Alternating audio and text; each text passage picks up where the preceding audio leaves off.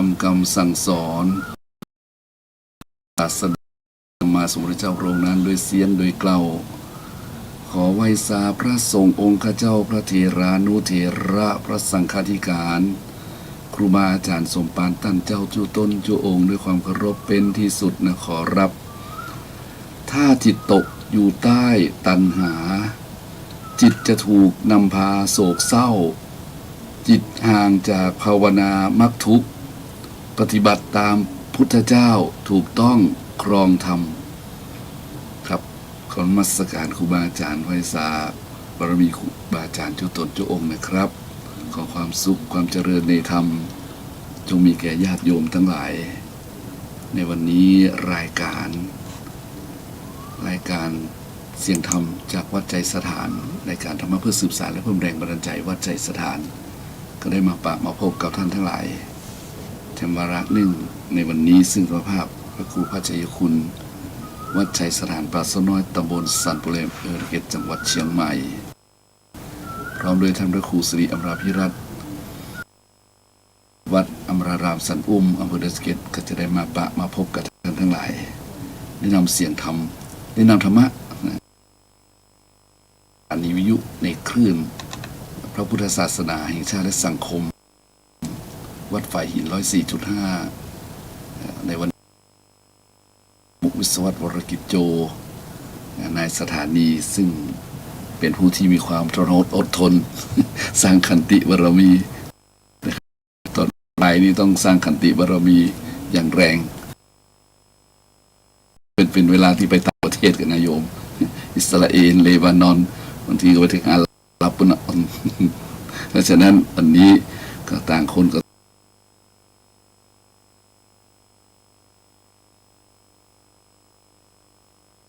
จากอาจารย์พระครูสิริอมราภิรัตน์ซึ่งกำลังเดินทางมาตอนนี้อาตมาก็ต้องทำหน้าที่ประคับประคองไปก่อนเพราะว่าท่านก็ยังเดินทางมาถึงเตือนเนาะวันนี้ญาติโยมทั้งหลายสบายดีเนาะสบายดีก็ขอให้มีความสบายกายสบายกายหรือว่ามีสุขทางกายกายิกสุขสบายใจหรือว่าเจตสิกสุขสุขทางกายสุขทางใจคนเราถ้าสุขกายสบายใจไร้โรคามีอายุวันนะสุขภละถือว่าเป็นคนมีบุญนะโยมเนาะแต่ถ้ามันมามีครบหมดก็ไม่เป็นไรนะไม่มีครบหมดก็ไม่เป็นไรขอให้มีสักอย่างสองอย่างนะโยมขอให้มีสักอย่างสองอย่างอันที่มีสักอย่างสองอย่างก็คือ1ร่างกายบ่มีโรคภัยไข้เจ็บโอ้อันนี้อโรคยาปรมาลาภานะความบ่มีโรคเป็นลาภอันประเสริฐเพราะบ่ต้องเสียเวลาบ่ต้องเสียการ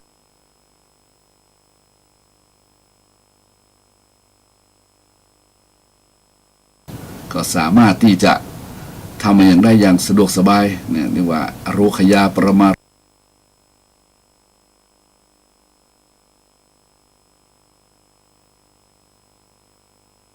กายที่ดี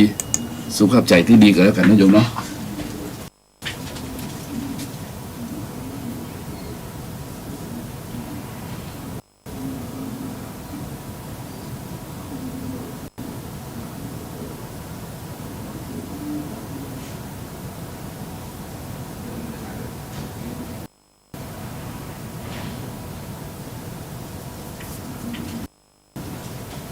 นี่แหละญาติโยมทั้งหลายความบ่มีโรคภัยไข้เจ็บนี่แหละมันสมบูรณ์ผลสุขเนาะถ้ามีสตังค์นะ3 วันดี4 วันไข้ป้าโทนะมีสตังค์นี่3 วันดี4 วันไข้นี่บอกเป็นเรื่องแท้ๆโยมเนาะเพราะว่ามัน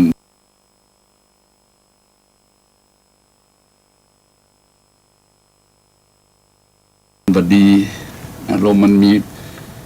เรียกว่ามีปัญหาอารมณ์มันวุ่นวายนะมันก็จำเป็นนะโยมเนาะเพราะว่าเจตสิกมันตุกนะจิตมันตุกนะจิตมันตุกใจเมื่อมันตุกใจมันก็เป็นไข้เป็นเมื่อยเนาะเพราะว่ากินไปได้นอนหลับ นะถ้าจิตมันแบบสบายเนี่ยอย่างบางคนบอกว่า เป็นจะได้คนนี้โอ้บ่สบายบ่สบายยังบ่สบายใจ แล้วเป็นได้ นอนก็บ่หลับกระซับกระส่ายอยู่นะเพราะฉะนั้นนะใจมันบ่สบายนี่มันใจมันเป็นใหญ่ใจมันเป็นประธานใจมันเป็นนายฉะนั้นก็ขอญาติโยมทั้งหลายได้ปล่อยโปร่งวางนะพยายามปล่อยพยายามปร่งพยายามวาง3อย่างเนี้ยปล่อยโปร่งวางนะโยมปล่อยบ่ได้ก็พยายามปล่อยปร่งบ่ได้ก็พยายามปร่งวางบ่ได้ก็พยายามวางเนาะแต่ในระยะนี้นี่ปล่อยโปร่งวางยากพอสมควรปล่อยโปร่งวางยากพอสมควรเพราะอย่างเพราะว่าโลกนี้มันวุ่นวายนะโยมคนก็วุ่นวายเนาะวันนี้ก็เลยหัวข้อเรื่องว่าโลกนี้วุ่นวายคนชุลมุนวุ่นวาย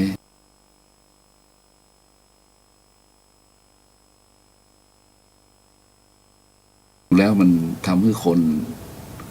มันวุ่นวาย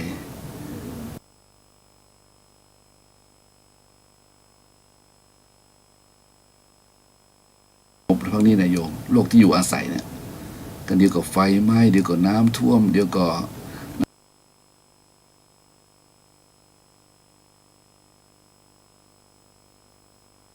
คนก็เดือดร้อนอยู่เนาะเพราะฉะนั้นน่าหันใจคนที่ตกอยู่ใต้เรียกว่าใต้ความวุ่นวายเราเนี่ยโลกมันเรียกว่าเกิดภัยธรรมชาติขึ้นทีเหลือเกินบ่อยเหลือเกินซึ่งก็เป็นสิ่งที่น่าห่วงน่ากังวลญาติโยมหลายเกี่ยวกับสถานการณ์ของโลกที่เราอยู่อาศัยนี่นะเพราะฉะนั้นมันบอกว่าภาวะโลกร้อนที่เราอู้กันมาเมื่อน่ะตอนนี้มาถึงจุดหนึ่งนะจุดถึงทำให้น้ำแข็งละลายทำให้เกิดความแปรปรวนนะในทางอากาศในทางดินฟ้าลมไฟเราเนี่ยน้ำทะเลสูงขึ้นโอ้โหมันน่ากลัวนะโยมโลกนี้วุ่นวายจริงๆนะเขาพอเป็นโกลาหลกันเลยล่ะนะโกลาหลกันเลยก็ถึงตรงนี้ก็บ้านเฮาเมืองเฮาตอนนี้ก็วุ่นวายเลยอย่างค่า PM อย่างนี้ฝุ่นละเอียดฝุ่นละอองฝุ่นเนี่ยก็มันทำให้เสี่ยงงบประมาณนายโยมในการควบคุมมลพิษและทำให้คนสบาย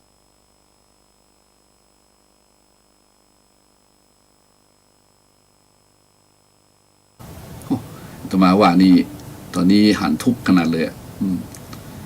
แล้วก็ได้เห็นธรรมด้วยนะเพราะว่าเห็นทุกข์และเห็นธรรมถ้าได้หันทุกข์ก็ได้เห็นธรรมฉะนั้นคนเฮานี่ในช่วงนี้ต่อมาว่า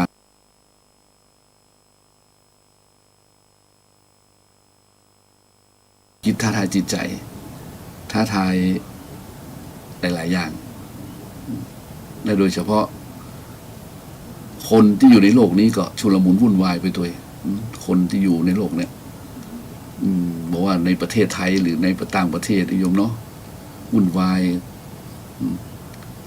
ทำความเดือดร้อนถึงกันทั้งกายทั้งวาจาทั้งใจถึงขั้นลงไม้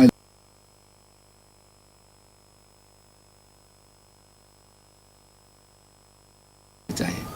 ว่าชุลมุนวุ่นวายเหลือเกินทั้งเมืองไทยต่างประเทศที่มันมีการเดินขบวนกันวุ่นวายนายโยมก็เลยมานึกถึงพระพุทธเจ้าพระพุทธเจ้าเพิ่นมีเป็นร้องว่าเนี่ยยกมือท่วมหัวไวสาพุทธคุณนังธรรมะคุณนังสังฆะคุณนังจริงๆเลยเพราะว่าพระพุทธเจ้าบอกว่าดูก่อนอานนท์นะธรรมที่เรา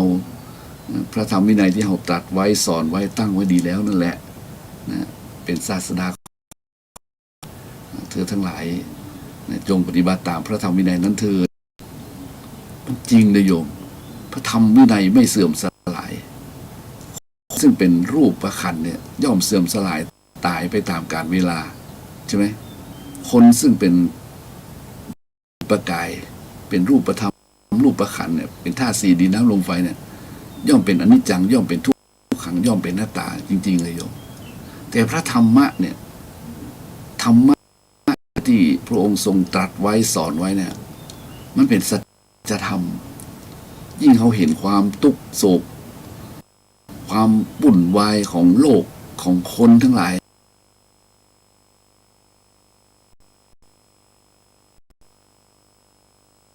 วายนะเขาเห็นท่านเห็นเป็นทุกข์นึกถึงธรรมะทันทีเลย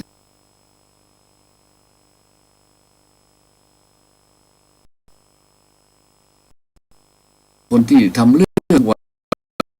ชุลมุนวุ่นวายนะทั้งบวก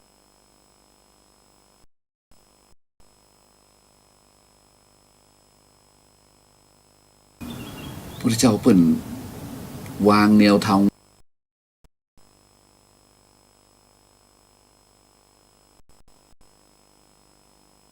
ธรรมะไว้สอนไว้ในโลกนี้เนี่ยโดยมักมีองค์8ได้โยมเนี่ยคนคำสอนโยมนะสัมมาทิฏฐิถ้าคนมีสัมมาทิฏฐิโหโยมโลกนี้จะร่มเย็นนะแต่ทุกวันนี้มันมีมิจฉาทิฏฐินักนะดังนั้นเลยขออัญเชิญขึ้นมาเบื้องต้นเลยแรกๆนี่เลยพุทธพจน์เตือนใจนะเพิ่นเขียนไว้เพิ่นบันทึกไว้นะพุทธเจ้าเพิ่นบอกว่านะเพิ่นตรัสว่านะพุทธเจ้าเพิ่นตรัสว่าบุคคลในโลกนี้นะบุคคลในโลกนี้ตั้งใจไว้ผิดกล่าววาจาผิดทำผิดทางกายเป็นผู้มีการสดับน้อยทำกรรมอันไม่เป็นบุญไว้ในชีวิตอันมีประมาณน้อยในมนุษย์โลกนี้เขาผู้มีปัญญาสามเมื่อตายไปย่อมเข้าถึงนรกกูโยมมันเป็นอะไรอย่างที่บอกคือตรงๆนะพุทธเจ้าพูดอู้ตรงๆเลยนะถ้าคุณเป็นอย่างนี้คือเป็นมิจฉาทิฏฐิอย่างนี้เนี่ยถ้าคุณตั้งใจไว้ผิดคนตั้งใจไว้ผิดตั้งใจไว้ผิดนี่ผิดโมโลโยมมันกระดุมเม็ดแรกไงนี่กับโยมตั้งใจไว้ผิดนี่กระดุมเม็ดแรกเลยนี่ก็เพราะใจเป็นใหญ่ใจเป็นประธานใจเป็นนายเนาะใจเป็นนายกลายเป็นทุกอย่างสำเร็จแล้วด้วยใจบุพังขมามโนธรรมามโนเสถามโนมายานะใจเป็นใหญ่ใจเป็นประธานนะใจเป็นประธานใจเป็นใหญ่ทุกอย่างสำเร็จด้วยใจถ้าคุณตั้งใจไว้ถูกมันก็ถูกหมดเห็นไหมถ้าคุณตั้งใจไว้ผิดมันก็ผิดหมดเมื่อโยมถ้าหากว่าที่มันโลกมันชุลมุนวุ่นวายนี่เขามาดูเนี่ยเขาต้องดูหาสาเหตุมีเหตุนะโยมอ่ะเหตุเก้าเหตุเงามันเพราะว่ากุศลละมูลอกุศลละมูลนั่นแหละอย่างคนตั้งใจไว้ผิดตั้งใจไว้ผิดเพราะอย่างนี่สำคัญเพราะอะไรจึงตั้งใจไว้ผิดเพราะเขาบ่มีสัมมาทิฏฐิเขาบ่เชื่อบุญคุณโทษเขาบ่เชื่อเรื่องเวียนว่ายตายเกิดเขาบ่เชื่อเรื่องทำดีได้ดีทำบุญได้บุญเนี่ยเขาบ่เชื่อยามารดามีพระคุณเขาบ่เชื่อนะว่าสวรรค์นรกมีจริงมันก็โยมเนี่ยเขาบ่เชื่อบุญบ่มีบางทีนะเมื่อคนมันเข้าใจมันก็เลยบ่มีศรัทธาที่จะทำความดีมันมีความเชื่อหรอมันก็บ่มีศรัทธาที่ทำความดีเมื่อบ่มีทำความดีก็ทำอย่างโยมเห็นไหมเนี่ยเห็นไหมก็ประพฤติผิดศีลธรรมกรรมฐานประพฤติผิดศีลธรรมเนี่ยอย่างเขาเห็นเป็นฆ่ากันเป็นทำลายกันนี่โอ้โยมมันเป็นอันตรายนะ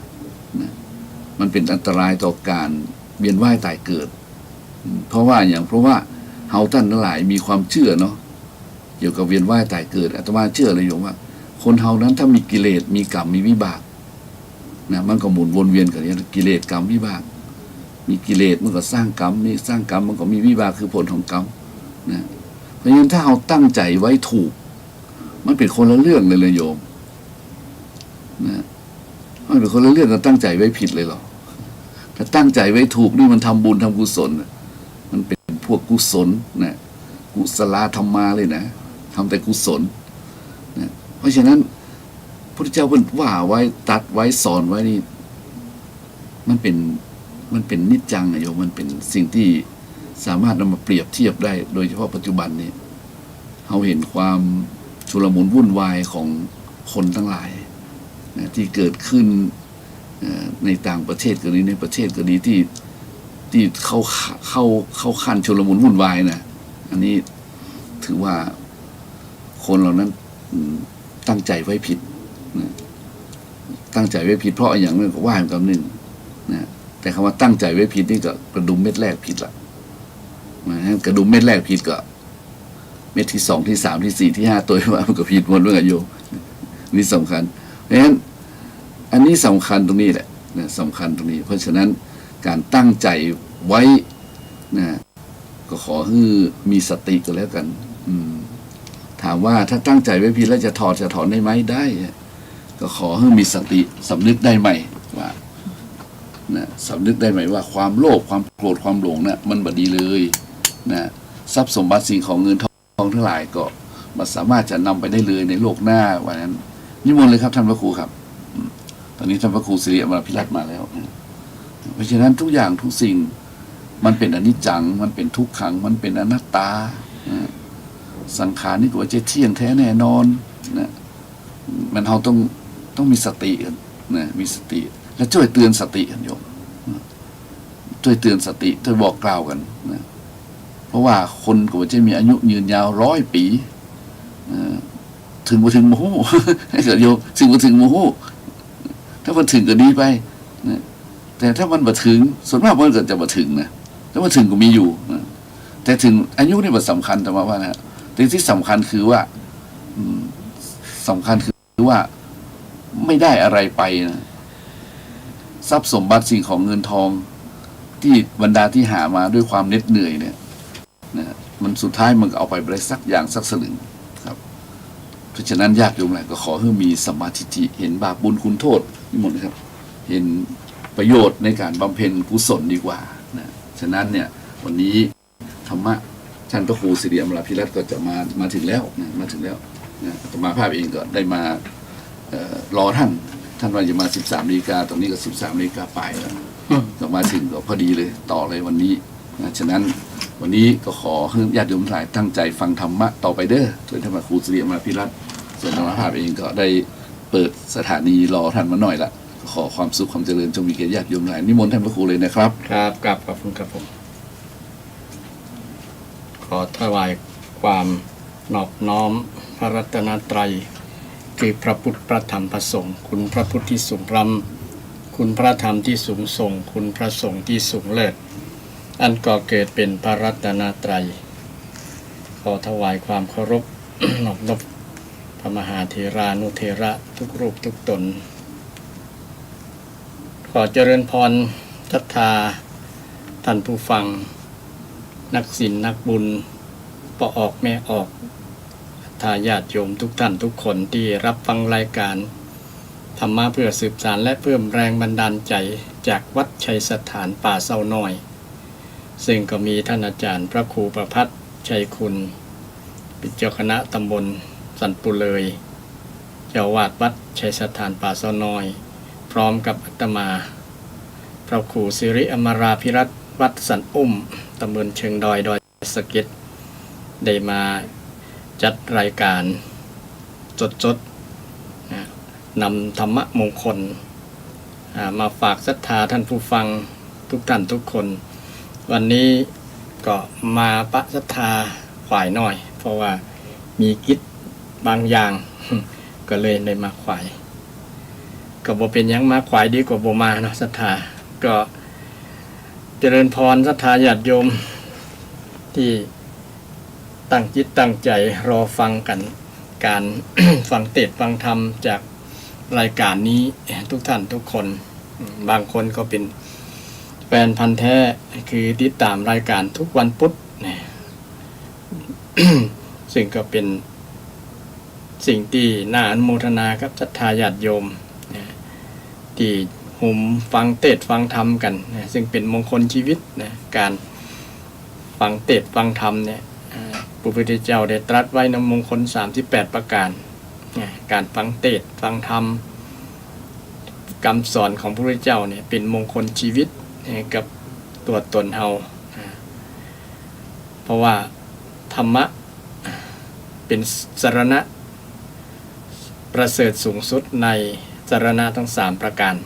นะซึ่งเป็นคุณประโยชน์กับ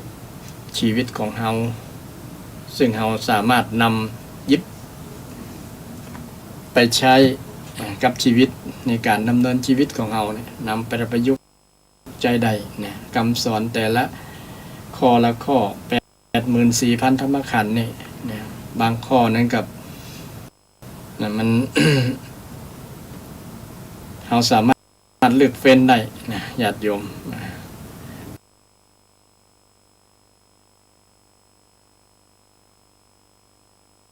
ไปประยุกต์ใช้กับชีวิตของเราเพราะว่าธรรมะที่ว่านั้นเป็นสรณะที่เพิ่งกัน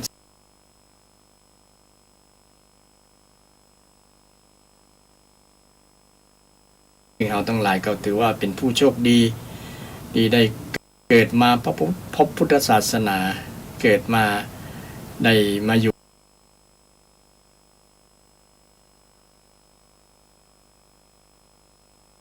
เกิดในประเทศไทยแล้วก็มีพระพุทธศาสนา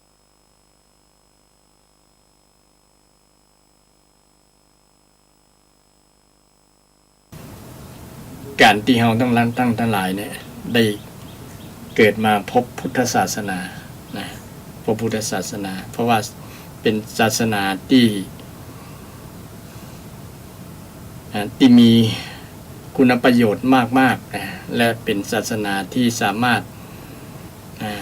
ที่จะทำให้เฮานั้นนำเฮาท่านทั้งหลายที่ปฏิบัตินำธรรมะไปปฏิบัติแล้วจะพ้นทุกข์พ้นปัญหาต่างๆนะพ้นทุกข์พ้นปัญหาต่างๆได้เต็มร้อยเลยญาติโยมซึ่งธรรมะนั้นเป็นธรรมที่สามารถท้าทายต่อการพิสูจน์นะพิสูจน์ไผบ่เชื่อก็ลองทำดูนะนำไปประพฤติปฏิบัติดูก็จะหันผลกับเฮาเองนะซึ่งก็เป็นเอกลักษณ์คำสอนทางพุทธศาสนาอยู่แล้วที่ว่า พระพุทธเจ้าเนี่ยนะพระองค์เองเป็นคนใจกว้างมากๆเลยนะบ่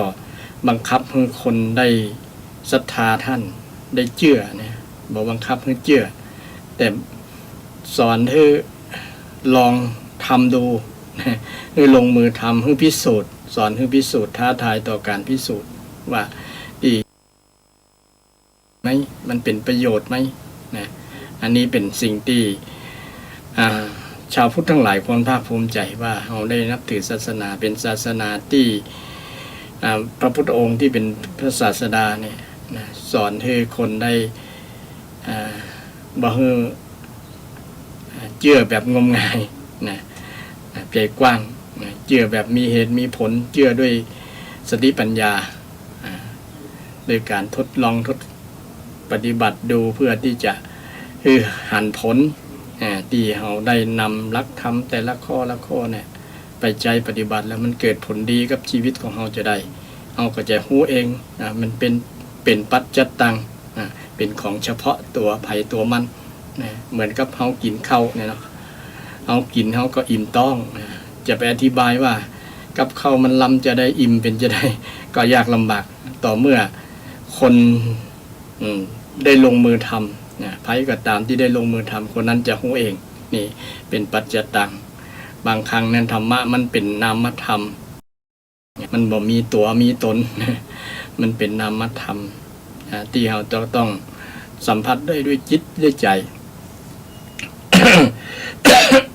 ฉ แล้วนำไปประพฤติปฏิบัติที่พระองค์ได้สอนไว้อันนี้เป็น ลักษณะเด่นทางพุทธศาสนาก็จะมีครูบาอาจารย์พระสงฆ์เจ้าได้นำมาเกี่ยวกับลักษณะการสอนของพระองค์การสอนพระองค์มากับท่านผู้ฟังทั้งหลายบ่อยๆเหมือนกันเกี่ยวกับเรื่องลักความเชื่ออย่างต่างๆเนาะในลักพุทธศาสนาก็คือคำสอนที่พุทธเจ้าได้สอนไว้ก็มีหลากหลายมีหลากหลายอย่างหลายอันสอนให้กับภิกษุก็มีภิกษุณีก็มีบาศกบาสิกาก็มีแล้วแต่ธรรมะแต่ละข้อนั้นจะเปิงควรกับสถานะกับสถานะของแต่ละท่านนั้นจะอยู่ในสถานะใดปฏิบัติ มีหน้าที่ปฏิบัติจะใดองค์ได้ทรงจำแนกแจกแจงคือชัดเจนมากๆอันนี้ก็เป็นสิ่งหนึ่งที่เราท่านทั้งหลายได้โอกาสดีที่จะนำธรรมะนั้นไปประพฤติปฏิบัติให้สมควรแก่การปฏิบัติสมควรแก่ฐานะของเราอย่างวันนี้ก็จะนำเอาเรื่องที่มีคุณค่าสำหรับชีวิตของเราญาติโยมคุณค่าที่เราควรรักษามี6อย่างด้วยกันญาติโยมที่เราคิดว่ามีความสำคัญนั้นยิ่งเลยละในชีวิตของเราอันนี้ก็เป็นความจริงที่ทุกคนปฏิเสธยากใน6อย่างนั้นก็มี1สุขภาพร่างกายสุขภาพร่างกายในทางพุทธศาสนาพระเจ้าได้สอนเรื่องเกี่ยวกับสุขภาพร่างกายโดยเฉพาะเน้นเรื่องร่างกายก็มีหลายเช่นชีวิตของพระสงฆ์องค์เจ้าเนี่ยพระองค์ก็สอนเกี่ยวกับเรื่องมัตตัญญูตาคือรู้จักประมาณในการบริโภคในการกินการใช้อย่างต่างๆเนี่ยเป็นการเอื้อต่อสุขภาพร่างกายทั้งนั้นมัตตัญญูตาแปลว่าพอประมาณจะได้อย่างญาติโยมสุขภาพร่างกายของเราคนถึงวันเนี่ยไปพอที่โรงยาเนี่ยมีคนที่ เป็นโรคเป็นภัยอย่างสัปะอย่างเดี๋ยวนี้ก็มีโรคโควิดเนี่ยนะทั่วโลกเนี่ยเป็นร้อยล้านแหละเดี๋ยวนี้คนติดเนี่ยส่วนหนึ่งก็มาจากการกินอาหารนี่แหละ มันทำให้เกิดโรคเกิดภัยญาติโยมฉะนั้นต้องนำหลักธรรมคำสอนที่พระเจ้าได้สอนเรื่องเกี่ยวกับโภชเนมัตตัญญูตานะคำว่ามัตตัญญูตาพอประมาณเนี่ยมันประมาณมอกใดอย่างเขากินเข้าไปแล้วเนาะเขากินได้อย่างพ่องนะคาร์โบไฮเดรตไขมันโพแทสเซียมฟอสฟอรัสอย่างต่างๆนะไขมันอย่างต่างๆมันนับไปการอย่างไปการเนี่ยมันต้องพอประมาณกับร่างกายของเราพอประมาณของภัยของมันร่างกายของภัยของมันบดเต้ากันบ่เหมือนกันญาติโยมเนาะมันเหมือนกันอยู่แต่ว่ามันบดเต้ากันบางคนก็มีนักมีน้อยนะต้องปรับสมดุลให้มันประมาณพอดีนักเกินไปน้ำตาลนักเกินไปก็จะเป็นเบาหวานไขมันเกินไปก็ไปอุดตันในเส้นเลือดอย่างเป็นต้นนี่เป็นเราบริโภคสิ่งนั้นเกินไปนะมันเกินบ่รู้จักประมาณบ่พอประมาณมันก็เลยทำให้เป็นผลต่อสุขภาพอย่างทุกวันนี้คนหันมาสนใจเรื่องสุขภาพดูแลสุขภาพกันนักเพราะชีวิตของคนเราเนี่ยถ้าร่างกายมันบ่เอื้ออำนวยแล้วมันบ่ทำอย่างได้ยากในญาติโยมเนาะจะไปวัดไปวาไปทำบุญทำกุศลไปไปตั้งใดก็ยากนะถ้าร่างกายถ้าขาแข้งบ่ดีเดินเตียวบ่ได้เนี่ยเนาะญาติโยมนี่ฉะนั้นเรื่องสุขภาพร่างกายร่างกายนึงจะเป็นเรื่องสำคัญของคนเราที่จะต้องดูแลรักษาญาติโยมก็ดูแลรักษากันอยู่แล้วแต่บางคนบ่ค่อยดูแลกลัวจะเสี่ยงตังค์พ่องอย่างต้องบอกเป็นเนี้ยตายก็เสี่ยงกลัวเสียดายเงินเสียดายเงินสตางค์มีเต็มธนาคารแต่ว่าบอกไปยาไปดูแลตัวเก่าบางคนก็มีอาการมาเต็มที่แล้วได้ เพื่อได้หวังได้เงินได้ทองนักแต่ว่าบ่รู้ละเลยเรื่องสุขภาพหักโหมเกินไปเนี่ยก็เลยเป็นนั้นว่า คือความสำคัญเรื่องเงินทองมากกว่าเรื่องสุขภาพ อันนี้จริงในหลักพุทธศาสนาก็คือ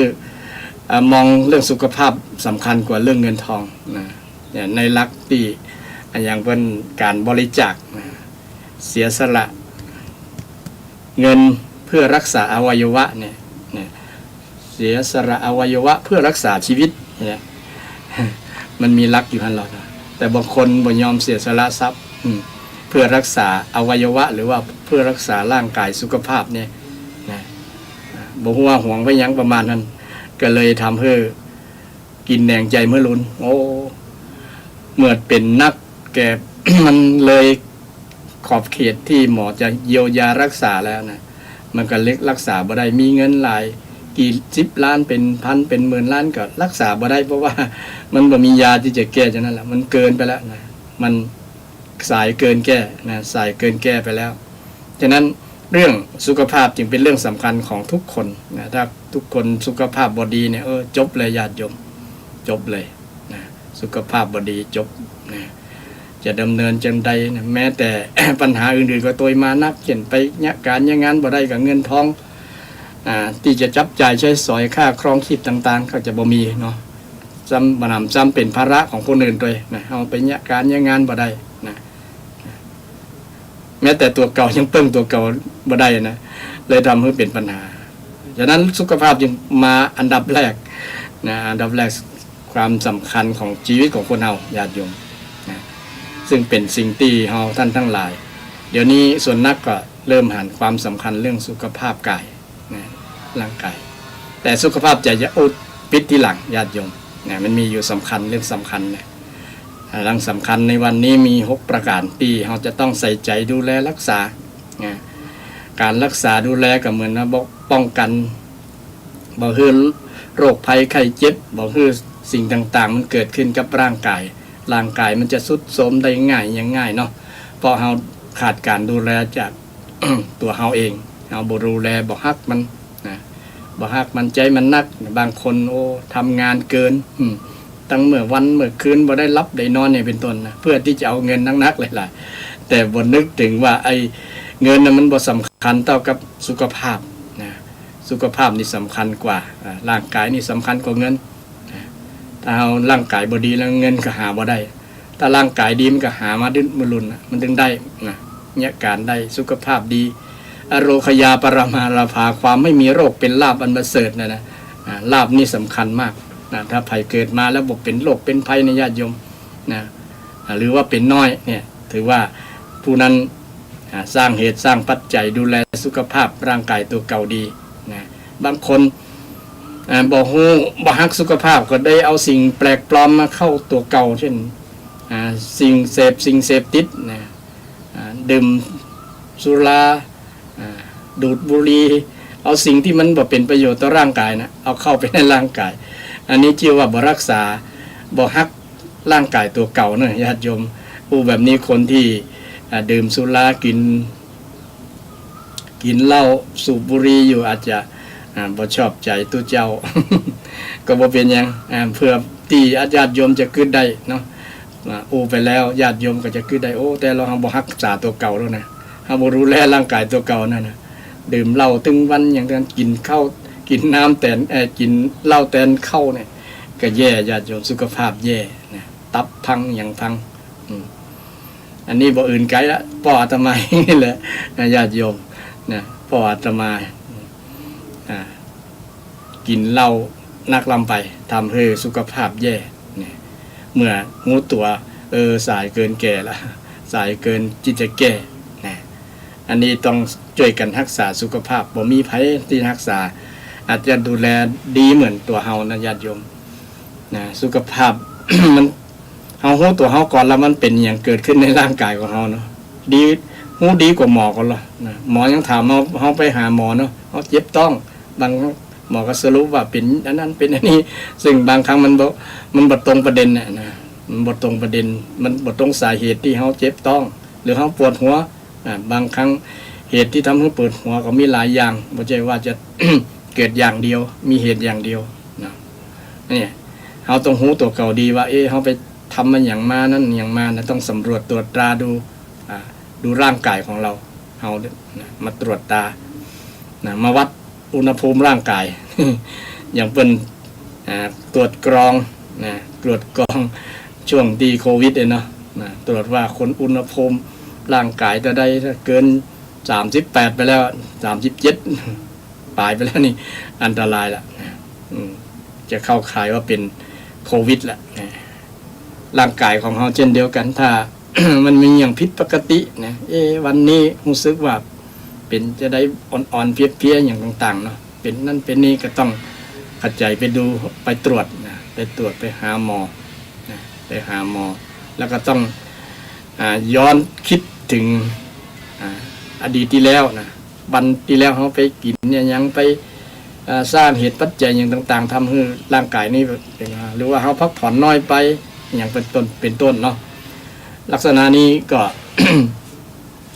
จะทำให้เราได้มีโอกาสตรวจตราดูแลสุขภาพนะด้วยความห่วงใยญาติโยมนะเห็นญาติโยมสุขภาพแข็งแรงนี่ก็อนุโมทนาสาธุละบางคนนี่อายุ70 80 90แล้วยังเตียวข้องเนี่ยถือว่าคนนั้นเป็นอโรคยาปรมาราภาความไม่มีโรคเนี่ยเป็นลาภอันประเสริฐเตียวไปทางใดก็ได้ไปวัดก็ได้ไปทำวัดสวดมนต์ไปทำบุญทำกุศลไปไปเที่ยวทางใดก็ได้เนาะเพราะว่าสุขภาพร่างกายแข็งแรงแข็งแรงอันนี้เฉพาะส่วนสุขภาพร่างกายก่อนนะส่วนสุขภาพจิตค่อยเมื่อรุนญาติโยมอันข้อแรกนี่เป็นสิ่งที่สำคัญของคนดูแลรักษาโดยเฉพาะผู้ที่มีอายุนักแล้วเนาะ50-60ขึ้นไปแล้วเนี่ยมันจะต้องใส่ใจเรื่องสุขภาพจริงๆก็ใส่ใจตั้งแต่ผู้ละนะตั้งแต่บ่ใจ เขาประมาทนะเกิดมา เป็นคนแล้วก็ดูแลแต่ก่อนนะมีพ่อมีแม่ดูแลให้เราเป็นช่วงเป็นละอ่อนเนาะ จนถึงเป็นหนุ่มเป็นสาวเนี่ยพ่อแม่ก็ยังใส่ใจเรื่องสุขภาพลูกสุขภาพหลานว่าเป็นจะได้ถ้าบ่สบายพ่อแม่ก็ไปโรงยาแต่เมื่อเติบใหญ่เป็นคน ที่มีอายุขึ้นแล้วนะไปมีครอบมีครัวมีอย่างแล้วก็ต้องดูแลตัวเก่าดูแลตัวเก่าแล้วก็ต้องดูแลคนอื่นโดยแทนพ่อแทนแม่ที่เคยดูแลเข้ามาคนที่สูงอายุเนาะเพราะว่าเขาการใช้งานร่างกายเนี่ยมันนักนะบางคนใช้มา70-80นะบางคนใช้มา40-50 ปีเหมือนถ้าเป็นรถก็ลุไปแล้วนะขนาดรถแท้ๆเป็นเล็กเนาะเป็นเล็กแข็งๆแต่แท้มันก็ยังลุได้ลูกปืนแตกก็ยังแตกนะซึ่งก็เป็นสิ่งที่เราจะต้องให้ความสำคัญดูแลรักษาสุขภาพถึงวันนี้ก็ดูแลสุขภาพร่างกายโดยเฉพาะเรื่อง คำสอนทางพุทธศาสนาพระพุทธเจ้าก็ได้สอนเรื่องที่เอื้อต่อสุขภาพร่างกายเช่นเกี่ยวกับเรื่องการคบฉันนี่นะก็เป็นเอื้อต่อสุขภาพร่างกายเช่นเดียวกันญาติโยมฉันคือพิจารณาก่อนนี่นะพุทธศาสนาสอนให้พิจารณาว่ากินเข้าไปแล้วเนี่ยมันจะเป็นประโยชน์หรือว่ามันเป็นแสลงต่อโลกนะจะทำให้สุขภาพแข็งแรงหรือว่าสุขภาพทรุดลงเนี่ยสาระสำคัญที่เป็นคำสอนทางพุทธศาสนาในพระวินัยในคำสอนทางพุทธศาสนาก็มีอยู่ญาติโยมพิจารณาในพระสูตรก็มีพิจารณาประจำตึงวันเรามีความเจ็บความแก่เป็นธรรมดาอย่างนี้นะก็เตือนให้เราควรระมัดระวังนั่นแหละเนาะระมัดระวังบ่ประมาทเกี่ยวกับเรื่องสุขภาพแต่ก่อนอาตมาก็มีความลาสาหมู่นี้เหมือนกันนะว่าทนงตัวว่าตัวเก่าแข็งแรงเนี่ยประมาณนั้น เมื่อแก่ตัวมาแล้วเริ่มโลกมันเริ่มมันมากำไรเนี่ยก็ต้องไปใส่ใจดูแลร่างกายเช่นเดียวกันกับศรัทธาญาติโยมเช่นญาติโยมนำอาหารอันนั้นนี่ก็ต้องพิจารณาก่อนว่ากินเข้าไปแล้วมันจะเพิ่มจำนวนเกินจำนวนในสิ่งที่เป็นน้ำหวานน้ำตาลนี่ก็เป็นเค็มก็เค็มนักก็อย่างประมาณนั้นบางครั้งก็เลือกยากนะเพราะว่าบ่ได้ไปแปลงกับข้าวคนเดียวศรัทธาก็นำมาส่งจริงๆมันก็ลำปากนะแต่ว่ามันลำบากกายลำปากอร่อยปากแต่ลำบากกายส่วนนั้นเป็นอย่างนั้นคนติดอร่อยในความอร่อยในความลำวันนั้นก็ลำอันนี้ก็ลำอย่างตมาภาคเช่นเดียวกันแต่ก่อนนะฉันอาหารภาคไหนได้หมดลำญาติโยม แต่เมื่อสั่งสมน้ำตาลบ่อยๆนี่ก็เป็นชนิดหนึ่งก็คือเป็นโรคเบาหวาน มีน้ำตาลสูงนะฉะนั้นก็เดี๋ยวนี้กำลังใส่ใจเรื่องสุขภาพตัวเก่าแล้วเนี่ยจะได้ให้น้ำตาลมันลดให้มันเป็นปกติอย่างเป็นต้นนะอันนี้ก็ต้องฝาก ท่านผู้ฟังทั้งหลายนะก็คิดว่าท่านทั้งหลายก็คงใส่ใจเรื่องสุขภาพอยู่แล้วอันนี้เรื่องแรกนะเรื่องที่หนึ่งนะเรื่องที่สองเรื่องคู่ชีวิตญาติโยมนะเรื่องคู่ชีวิตก็เป็นสิ่งที่สำคัญคู่ชีวิตก็คือคนที่เข้าใจกันนะที่จะร่วมหอลงคู่ชีวิตไม่ใช่เฉพาะมีหญิงปัจจัยอาจจะเป็นปัจจัยกับปัจจัยไม่หญิงกับไม่หญิงก็ได้ที่จะอยู่กันเป็นคู่กันนะจนตายละจากกันนี่แหละนะตายละจากกันเพราะว่าเป็นสิ่งที่สำคัญที่จะมาดูแลใฝ่ใส่ใจเรื่องสุขภาพของเราตัวเรื่องการเป็นอยู่เรื่องอันเล็กเพราะว่าคู่ชีวิตเนี่ยเหมือนชีวิตคู่กับมันชีวิตอันเดียวกันนะต้องดูแลต้องให้ความใส่ใจต้องให้ความสำคัญนะทั้งคนทั้งสองเนี่ยเพราะว่าเป็นคู่ชีวิตนะต้องฝากผี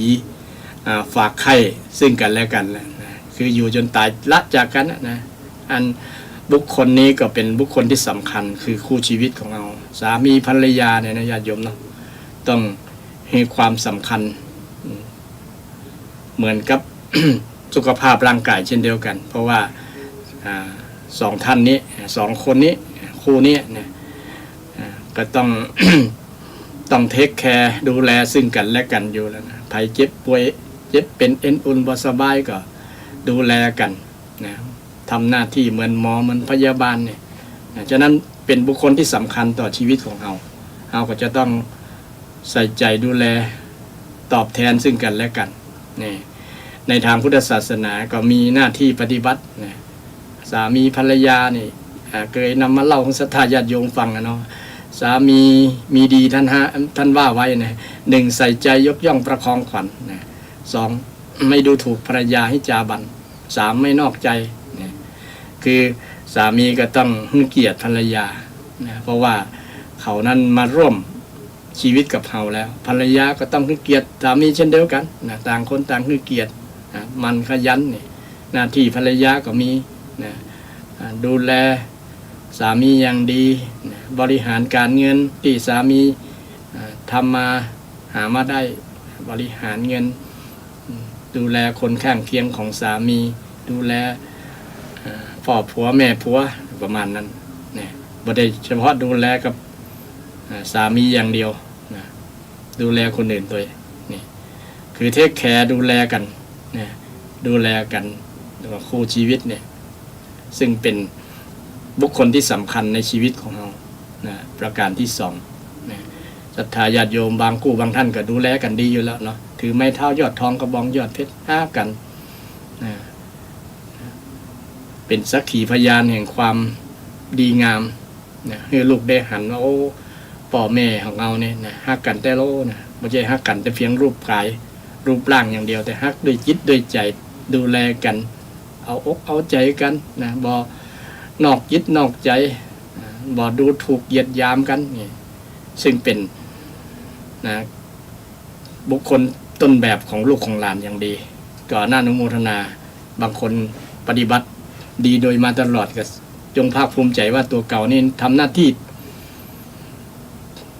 เหมือนคำสอนที่พระเจ้าได้สอนไว้นะสอนไว้ใน 2,000 กว่าปีมาแล้วญาติโยมนะ 2,000 กว่าปีมาแล้วสอนเกี่ยวกับเรื่องหน้าที่ของสามีภรรยามาปฏิบัติต่อกันจะได้ญาติโยมคงจะทราบดีเนาะทราบดีโดยเฉพาะเรื่องบ่นอกจิตนอกใจเนี่ยสำคัญมากๆนะบ่นอกจิตนอกใจเดี๋ยวนี้มีคู่ชีวิตเนี่ยจะนอกจิตนอกใจมีการหย่าร้างเดือนที่ผ่านมาเดือนกุมภาพันธ์เป็นเดือนแห่งความรักนี่ตามสถิติที่คนหย่าร้างกันมาจดทะเบียนกันใหม่แล้วก็หย่ากันใหม่นะนักเพิ่มขึ้นนักเรื่อยทุกปีญาติโยมแสดงว่าคู่ชีวิตนี้เริ่มมีใจห่างซึ่งกันและกันบ่ใส่ใจบ่หันใจบ่เอาอกเอาใจกันเหมือนแต่ก่อนนะบ่เทคแคร์ดูแลกันอย่าง สมัยแต่งงานกันใหม่ๆอยู่กันใหม่ๆนะบ่รักษาน้ำจิตน้ำใจกันก็เลยทำให้มีคดีหย่าร้างมีการหย่าร้างแยกไปคนละตีละทางนี่เป็นปัญหา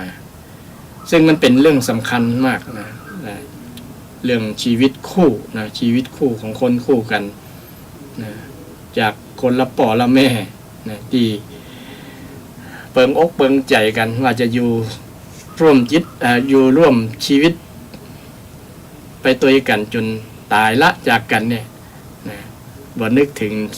ในช่วงใหม่ๆที่จะสัญญากันไว้นะกลับมาละทิ้งละกว้างกันก็มีนักมีหลายอันนี้คู่ชีวิตแบบนี้กลายเป็นสิ่งบุคคลที่แทนที่จะสำคัญกับบ่สำคัญนะจริงบางครั้งอาจจะเป็นการเลือกผิดก็ได้เนาะเลยเป็นเลือกคนใหม่ ว่าคนนี้ปึ้งป้าอาศัยบ่ได้ประมาณนั้นนะทำหน้าที่บ่ดีก็เลยไปหาเปิ้งคนอื่นเอาคนอื่นมาเป็นคู่ชีวิตแทนอันนี้เลยทำให้เกิดคดีหย่าร้างคดีหย่าร้างเพราะมันมีเหตุมีปัจจัยนั่นเองมีเหตุมีปัจจัยอันนี้ก็มันเป็นสิทธิเสรีของท่านผู้ฟังทั้งหลายแหละนะแต่ก็บอกควรใช้สิทธิเสรีเพราะว่าเราได้ตกลงสัญญาจิตสัญญาใจกันแล้วว่าเราจะอยู่ร่วมกันจนตายละจากกันนี่นะ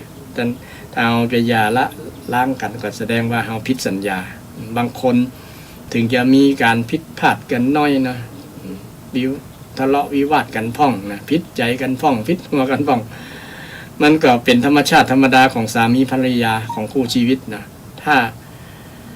ไปถือโทษโกรธเคืองกันมันก็มีแต่จะเราห้องละแหงหันหลังมือกันบ่หันหน้าเข้ากันนี่ก็ไปคนละตีละทางก็มีแต่จบเลยจบนะชีวิตคู่ก็จบไปบ่จะบ่ราบรื่นมันก็จะสร้างปัญหามาคือกับลูกกับหลานกับหลายๆอย่างเนาะเป็นปัญหาต่อมาเป็นปัญหาเกิดจากการหย่าร้างบ่หันสำคัญของชีวิตคู่เนี่ยจริงๆชีวิตคู่เนี่ยเป็นชีวิตที่ถ้าเข้าใจกันมันก็อยู่กันม่วนอยู่จนตายละจากกันนะจะห้ากันห้าความดีซึ่งกันและกันต่างคนต่างปฏิบัติหน้าที่ที่ดีต่อกันมันก็จะเป็นความผูกพันผูกจิตผูกใจมัดจิตมัดใจกันอยู่ยันถือไม่เท่ายอดทองกระบองยอดเพชรตายละจากกันเนี่ยเป็นสิ่งที่สำคัญประการหนึ่งในเรื่องของการสำคัญสิ่งที่สำคัญในชีวิตของคนเราข้อที่สองนี่คือคู่ชีวิตสิ่งที่สามศรัทธาญาติโยมสิ่งที่สามนั่นคืออย่างรัศดรญาติโยมลองทำนายเวลา5 วินาที 5 วินาทีสิ่งที่สำคัญอันที่สามก็คือเพื่อนที่ดีญาติโยมกัลยาณมิตรกัลยาณมิตรนี้คือมิตรที่ดีงามคนเฮาเป็นว่ามนุษย์เป็นสัตว์สังคมที่อยู่ร่วมกันอยู่คนเดียวบ่ได้ญาติโยมอยู่คนเดียวก็ถ้าอยู่คนเดียวก็ต้องอยู่แบบตุเจ้าอยู่แบบพระเนาะอยู่แบบสมถะ อยู่แบบสงบถึงฉะนั้นก็ต้องอาศัยศรัทธาญาติโยมอยู่ดีนะไปกุมบาตรไปบิณฑบาตก็ต้องเปิ้งปลาอาศัยเข้าน้ำศรัทธาญาติโยมก็ต้องเปิ้งกันอยู่ดีแหละนะจะได้ก็ต้องมีปฏิสัมพันธ์ซึ่งกันและกันอยู่ละนะบอกว่าจะอยู่ที่ใดก็ตามนะเกิดมาบนโลกมนุษย์แล้วมันต้องมีปฏิสัมพันธ์ความผูกพันกันนะฉันเพื่อนนะมิตรมีมิตรมีเพื่อนที่ดีเนี่ยถือว่าเป็นโชคดีและเป็นสิ่งที่สำคัญญาติโยมบางครั้งนี้ชีวิตของเฮาเนี่ยอยู่คนเดียวอาจจะดำเนินชีวิตไปผิดถ้ามีมิตรที่ดีญาติโยมมิตรที่ดีก็จะนำเฮาไปดีอย่างในคำสอนทางพุทธศาสนาพุทธเจ้าได้สอนเกี่ยวกับลักมงคลชีวิตเนี่ยประการแรกเลยนะญาติโยมประการแรกเลยประการแรกที่ว่าเกี่ยวกับเรื่องการคบคบคนดีคบคนพาลคบคนพาลอย่าคบคนพาลเนอะอย่าคบคนพาลแล้วก็คบบัณฑิตนี่พุทธเจ้าการคบบัณฑิตก็คือคบคนดีคบคนดีเจ๊ก็ว่าคบความดีกับคบ ไม่คบความไม่ดีดีกว่านะถ้าคบคนเนี่ยคนนั้นอยู่ร่วมกันอยู่แล้วนะต้องไปมาหาสู่ต้องปะหน้าเจอตากันอยู่แล้วแต่ว่าไอ้ความดีในที่มีอยู่ในบุคคลนั้นๆเราควรเอาอย่างแต่ความบดีในบุคคลนั้นเราบ่ควรเอาแบบอย่างประพฤติปฏิบัติแต่เดี๋ยวนี้มีละอ่อนลูกหลานเราเนี่ยนะแปลเอาซึมซับเอาสิ่งที่บดีความบดีในเพื่อนบางคนเนี่ยไปคบกันนะหันเพื่อนเสพยาบ้ากับไปเสพตัวเนี่ยไปเสพตัวโดยบทถามตัวกับว่าเสพเพื่ออย่างเป็นประโยชน์อย่างประมาณนั้นนะหันเพื่อนจวนไปกินเหล้ากับกินเหล้าหันเพื่อนไปแอลขับบาร์กับไปขับบาร์กับเพื่อนนี่เป็นต้นไปเล่นที่บ่เกิดประโยชน์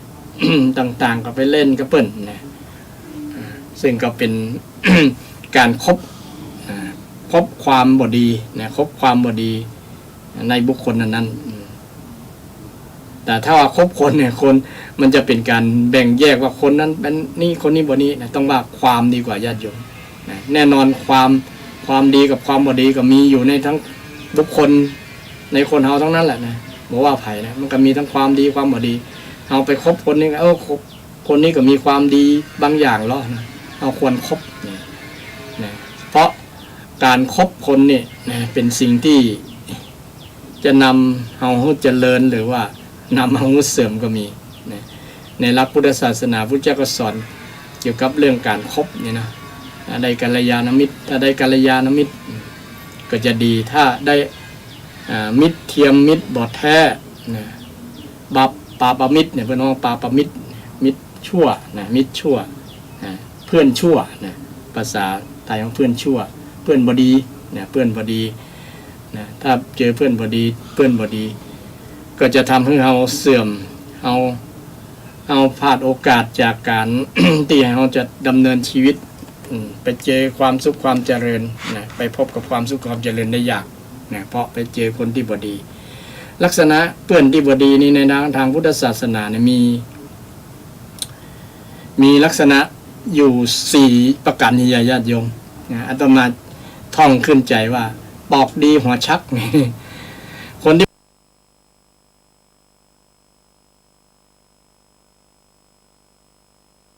บดีปอกดีหัวชักภาษาย่อๆปอกก็คือปอกลอกนะปอกลอกคนที่ปอกลอกเนี่ยคนที่ปอกลอกเป็นลักษณะที่เป็นเพื่อนบดีเป็นว่านะปอกลอกเนี่ยปอกลอกคือจะเอาก็ได้อย่างเดียวนะเอาก็ได้ประโยชน์อย่างเดียวแต่จะคบเฮาเนี่ยมาหาเฮาเนี่ยเอาประโยชน์อย่างเดียวได้กินกับเฮาเนี่ยบดยอมใจเนี่ยไปบ่ได้เป็นเจ้ามือสักเตื้อมีแต่เฮาเนี่ยฟักสตังค์สลวด สตังค์เมื่อเฮาสตังค์หมดบ่ยอมมาละนี่คนลักษณะนี้ปอกลอกเอาประโยชน์จากเฮาอย่างเดียวเนี่ยเพิ่นว่าปอกลอก ปอกลอกปอกดีหัวชักหัวประจบเนี่ยหัวประจบสพอู้เอาอกเอาใจบางครั้งเนี่ยกับเฮาเนี่ยว่าจะดีละนะไปรับหลังนินทาเฮาเป็นอย่างนี่ลักษณะนี้เนี่ยเป็นคนที่เพื่อนที่บดีนะคนที่บดีเป็นลักษณะนะหัวประจบหัวประจบคนชักอย่างชักชวนในทางที่บดีนะชักชวนในทางชักชวนไปเล่นการพนันก็ชักชวนไปเที่ยวยามวิการชักชวนเป็นนักเลงไม่ยิงไปแอลเนี่ยมีแต่ชักชวนไปในทางที่บดีนะมีแต่เป็นความหายนะเป็นอบายมุข ชักชวนไปคบในสิ่งที่บดีบ่งามนะซึ่งเป็นสิ่งที่ทำให้เกิดผลเสียกับตัวเฮาเนี่ยฉะนั้นมันจึงมีอิทธิพลในการคบนะคบแล้วก็ทำให้เป็นผลต่อการดำเนินชีวิตของเรานะฉะนั้นเพิ่นถึงระมัดระวังเรื่องการคบนะถ้าได้เพื่อนดีเนี่ยสุดยอดเลยญาติโยมนะเพื่อนดีนะเพื่อนดีมีลักษณะนี่มีเพิ่นว่ามีอย่างมีอุปการะนะมีอุปการะนะเพื่อนที่มีอุปการะนี่ศรัทธาญาติโยมนะค คือมีประโยชน์นะเฮายิ่งคบก็ยิ่งได้นะบ่มีเสียเลยมีแต่ได้นะคือคนที่มาคบกับเฮาเนี่ยที่บ่หวังในอย่างกับเฮาเนี่ยคือนั้นคนที่ลักษณะเพื่อนที่ดีเพื่อนว่านะพุทธเจ้าสอนไว้ญาติโยมนะสอนไว้นะคือมีอุปการะปกป้องนะปกป้องความประมาทนะมีอุปการะนะปกป้องความประมาทบ่ให้เฮาตกอยู่ในความประมาทเนี่ยนะอันนั้นบ่ถูกบ่งามบ่ดีเด้อนะปกป้องจากความประมาทที่บางครั้งถ้า เราทำอย่างที่อยู่ในความบ่ถูกบ่ต้องเนี่ยนะเพื่อนที่คนนั้นจะเตือนเนี่ยคนที่เตือนนี่แหละคือเป็นเพื่อนที่ดีญาติโยมบางคนสมัยยุคปัจจุบันนี้ก็บ่ชอบนะก็ว่าเขามาคัดขวางอย่างต่างๆนะบ่ชอบใจคนที่เตือนเนี่ยนะเป็นเฮาว่าเป็นกัลยาณมิตรเลยแหละเตือนนะเตือนว่าอันนี้บ่ถูกบ่ต้องเลยยิ่งคนที่มีอัตตาสูงนะอีโก้สูงเนี่ยอย่ามาเตือนเฮาเลยเฮาฮู้หมดอีหยังดีหมดอะไรประมาณนั้นนะคนที่เตือนเนี่ยเป็นจงเข้าใจว่าเป็นคนที่มีความปรารถนาดีเป็นเพื่อนดีเนี่ยแล้วก็ปกป้องทรัพย์สินของเฮาได้นะเช่นอันนี้มันจะเสี่ยงนักเน้อเพื่อนเน้อนะระวัดระวังเนี่ยคอยเหมือนกับเป็นเจ้าของทรัพย์เหมือนกับเหมือนคนนั้นน่ะเหมือนกับเฮาเหมือนกับเขานั้นเป็นเจ้าของทรัพย์เองประมาณนั้นนะ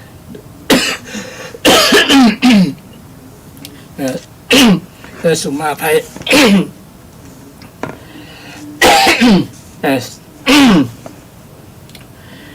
สุมาภัยญาติโยมนะตะเกีอู้เรื่องลักษณะของเพื่อนที่มีอุปการะศรัทธาญาติโยมได้ฟังกันนะเพื่อนที่มี เพื่อนที่ดีกัลยาณมิตรมีลักษณะแรกก็คือมีอุปการะมีประโยชน์ต่อเฮามีประโยชน์ต่อเฮา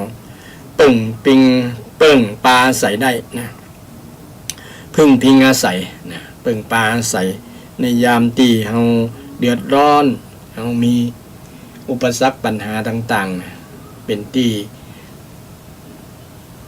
เปิ่งได้เนาะเปิ่งได้นะเราจะออกบ่ได้เฮาบ่ได้ออกปากคือนักกว่าที่เฮาออกด้วยบางคนนะยามตียามเจ็บยามจนยามจากนี่นะยามจนก็ดีนะยื่นมือมาขอเอาไปยื่นมือไปขอเขาก็ฮือนะยิบยืมเงินยิบเงินทอง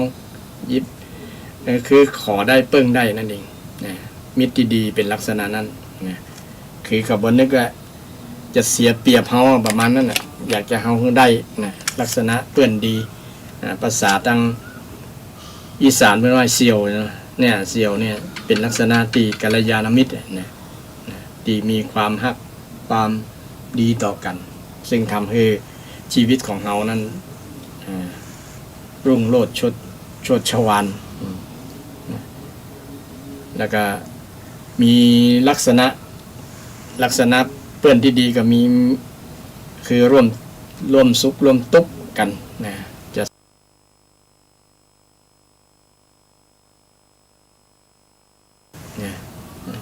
เป็นชีวิตเดียวกันนะคือมีลักษณะร่วมสุขร่วมทุกข์นี่คือเวลามีความลับอย่างก็ตามนะสามารถที่จะบอกความลับกับเฮาได้นะบ่ปิดบังความลับนะคนอื่นบอกนะมาบอกเขาความลับบางอย่างเนี่ยเนาะมันเปิดเผยแล้วจะเป็นบ่เป็นประโยชน์กับ ตัวเขานะเขาก็มาบอกกับเฮาเนี่ยนะเพื่อคือเขาคงจะหวังว่าเฮาจะเก็บความลับนั้นได้นะแล้วก็ปรึกษาหารือหาทางแก้ไขกับสิ่งเรื่องราวต่างๆที่เป็นความลับนั้นนะที่มันเป็นความลับสุดยอดอย่างต่างๆเนี่ยเนาะนะก็ต้องกำความลับได้นะที่คนที่เป็นเพื่อนดีนะบอกความลับอย่างบ่พอแล้วก็สามารถเก็บความลับของได้ตัวนะต่างคนต่างบอกกันนะบอกความลับนะมีความลับอย่างบ่สบายจิตสบายใจอย่างก็ปรึกษาหารือกันได้นะปรึกษาหารือไม่ได้เสียสตังค์เลยนะปรึกษาหารือลักษณะนี้เป็นมิตรที่ดีญาติโยมคนที่ คือสร้างความไว้อกไว้ใจกันนะคือบอกเอาความลับที่มันจะเป็น เป็นโทษต่อเพื่อนนะไปอู้ให้คนอื่นฟังไปขยายผลอย่างต่างๆนะปกปิดความลับไปได้นะแล้วก็บ่ละทิ้งในยามที่ถึงความวิบัตินะบางคนนี่คบกันเนี่ยนะช่วงที่มีเงินมีทองนะฐานะดีพอการเวลาเปลี่ยนไปนะฐานะยากจนแต่ไปอย่างจะบ่รอดนะลักษณะแบบนี้บางคนก็ละเปื้อนนะแทนที่จะช่วยกับละนะโอ้บอกคบต่อไปแล้วนะ เพิ่งบ่ได้อย่างประมาณนั้น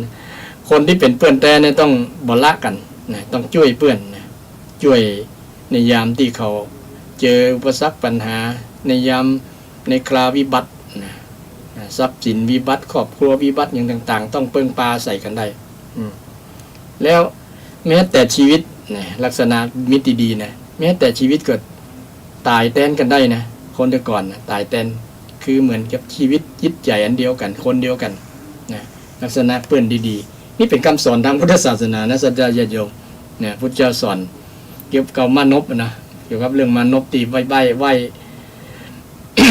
ว้ที่ตั้งหกนะสิกาลามานพญาติโยมคงจำได้เนาะเนี่ยมีหลายๆเรื่องเกี่ยวกับเรื่อง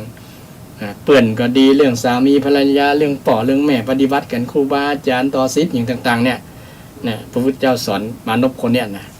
ก็สอนเรื่องเกี่ยวกับเรื่องเปื่อนแต่เปื่อนบอดี้เนี่ยสอนเรื่องนี้แหละญาติโยมฉะนั้นศรัทธาก็ฟังไปโดยว่ามิตรลักษณะมิตรแต่เนี่ยมันเป็นลักษณะนี้ไผ่ที่มีมิตรมีเปื้อนแล้วนะเปื้อนมีนิสัยแบบเนี้ยนะก็จงภาคภูมิใจแหละนะมิตรที่มีอุปการะนะที่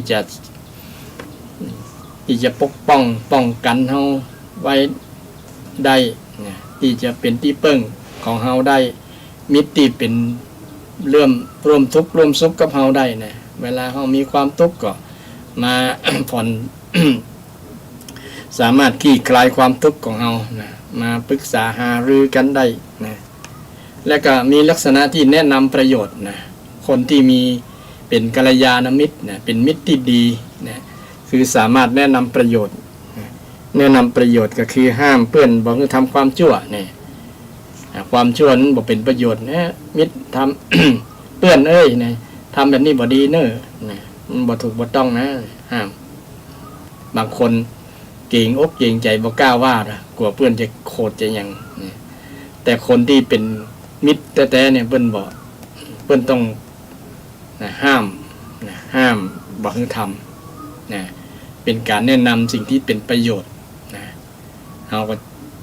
จงภาคภูมิใจว่าคนลักษณะนี้เนี่ยเป็นกัลยาณมิตรของเรานะแนะนำคือทำความดีกัลยาณมิตรแนะนำทำความดีเช่นไปวัดไปวาด้วยกันพอนะไปทำบุญทำกุศลไปปฏิบัติธรรมด้วยกันที่สำนักนั้นสำนักนี้มาฟังเทศน์ฟังธรรมแนะนำนะไปทำบุญทำกุศลไปกระทำกฐินผ้าป่าไปทำสิ่งที่ดีเนี่ยเป็นไปสร้างสาธารณประโยชน์ในหมู่บ้านกันเตอะเนี่ยลักษณะนี้เป็นลักษณะของคนที่เป็นกัลยาณมิตรนะชวนไปทำความดีนะทำความดีนะห้ามบอกให้ทำความชั่วแล้วย้ำมาพอเลยชวนไปทำความดีด้วยนะชวนไปทำความดีก็มีหลายคนชวนไปนะชวนเพื่อนไปทำความดีบางครั้งเขาก็บอกเคยปลูกฝังนิสัยเช่นไปปฏิบัติธรรมไปทำสิ่งที่ดีๆเนี่ยมันบอกเคยนะแต่พอไปบ่อยๆแล้วมันมาขอบคุณเพื่อนแทนถ้าบอกมีเพื่อนมาชวนเฮามันเนี่ยเฮาก็บ่ได้สั่งสมนิสัยที่ดีงามขอบคุณเพื่อนเมื่อรุ่นที่หลังนี่เป็นลักษณะของมิตรที่ดีญาติโยมกัลยาณมิตรเนี่ยแนะนำคือทำความดีแล้วก็ลักษณะที่บอกเรื่องดีๆนะบอกเรื่องดีๆให้ฟังนะให้ฟังในสิ่งดีๆเช่นไปฟังเทศน์ฟังธรรมเถอะนะอย่างครูบารูปนั้น อาจารย์รูปนั้นเปิ้นเทศม่วนนี่เป็นต้นนะแนะนำเพิ่งไปฟัง หรือแม้ตัวเฮาเองเนี่ยเอาธรรมะคำสอนของพระพุทธเจ้าเนี่ยไปบอกไปกล่าวเพื่อนเฮาฟัง หรือว่าเพื่อนเฮามาบอกมากล่าวเรื่องสิ่งที่ดีๆเรื่องดีๆงามๆเนี่ยธรรมะธรรมโมอย่างต่างๆเนี่ยนะฟังแล้วมันทำให้กุศลจิตมันเกิดขึ้นนะ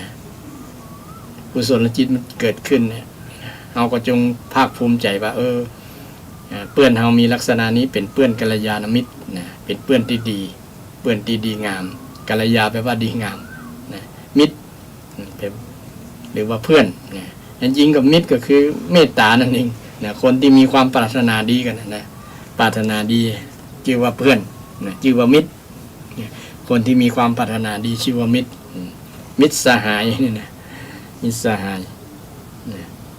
แล้วก็มีลักษณะที่บอกทางสวรรค์นะบอกทางสวรรค์คนที่มีที่เป็นกัลยาณมิตรเนี่ยบอกทางสวรรค์บางครั้งเรากึศอย่างบอกอย่างกับบทถูกนะมันมืดแปดด้านนะแต่มีเพื่อนไปปรึกษาหารือนะมันกึศออกมันกึศได้โอ้แต่แล้วเนาะเพื่อนเนาะขอบคุณหลายๆเนอะที่บอกทางสวรรค์บอกโล่งแจ้งโอ้มันชัดเจนมันสว่างนะมันสว่างมันหันชัดเจนนะหันทางออกนะบางครั้งเรามีปัญหานะมันกึศบอกแต่ได้เพื่อนที่ดีเนี่ยเพื่อนนะช่วยแก้ปัญหาบอกทางสวรรค์เนี่ยบอกทางสุขความสุขนะแก้คิดได้นะคิดได้โอ้แต่เราอย่างเพื่อนบอกขอบคุณหลายๆเนอะประมาณเอาว่าควรภาคภูมิใจว่าเรามีมิตรที่ดีญาติโยมกัลยาณมิตรที่ดีที่บอกทางสวรรค์นะมีอยู่นะแต่ว่าอาจจะมีน้อยเนี่ยคนลักษณะที่เป็นเพื่อนที่ดีงามเนี่ยญาติโยมแต่ส่วนนักกับเพื่อนมาให้พอดีเนาะเพื่อนเอาเปรียบเอาประโยชน์ส่วนเดียวเนี่ยมีรักมีหลายนะคบเขาอยากจะได้ประโยชน์จากเขาอยากได้กินกับเขาอยากได้อย่างคืออยากจะได้ประโยชน์กับเขานั่นสรุปแล้วเนาะบ่หวังที่จะช่วยเขาประมาณนั้นนะลักษณะนั้นเป็นคนที่เอาเปรียบนะเป็นเพื่อนที่เอาเปรียบคบเพราะอยากจะได้ประโยชน์อย่างเดียวแล้วก็มีลักษณะที่ว่ามีความรักใคร่มิตรกัลยาณมิตรที่มีความรักใคร่มีความรักใคร่เวลาหันเฮาจะเกิดปัญหาจะมีความวิบัติอย่างต่างๆเนี่ยก็มีความหวั่นไหวจิตใจ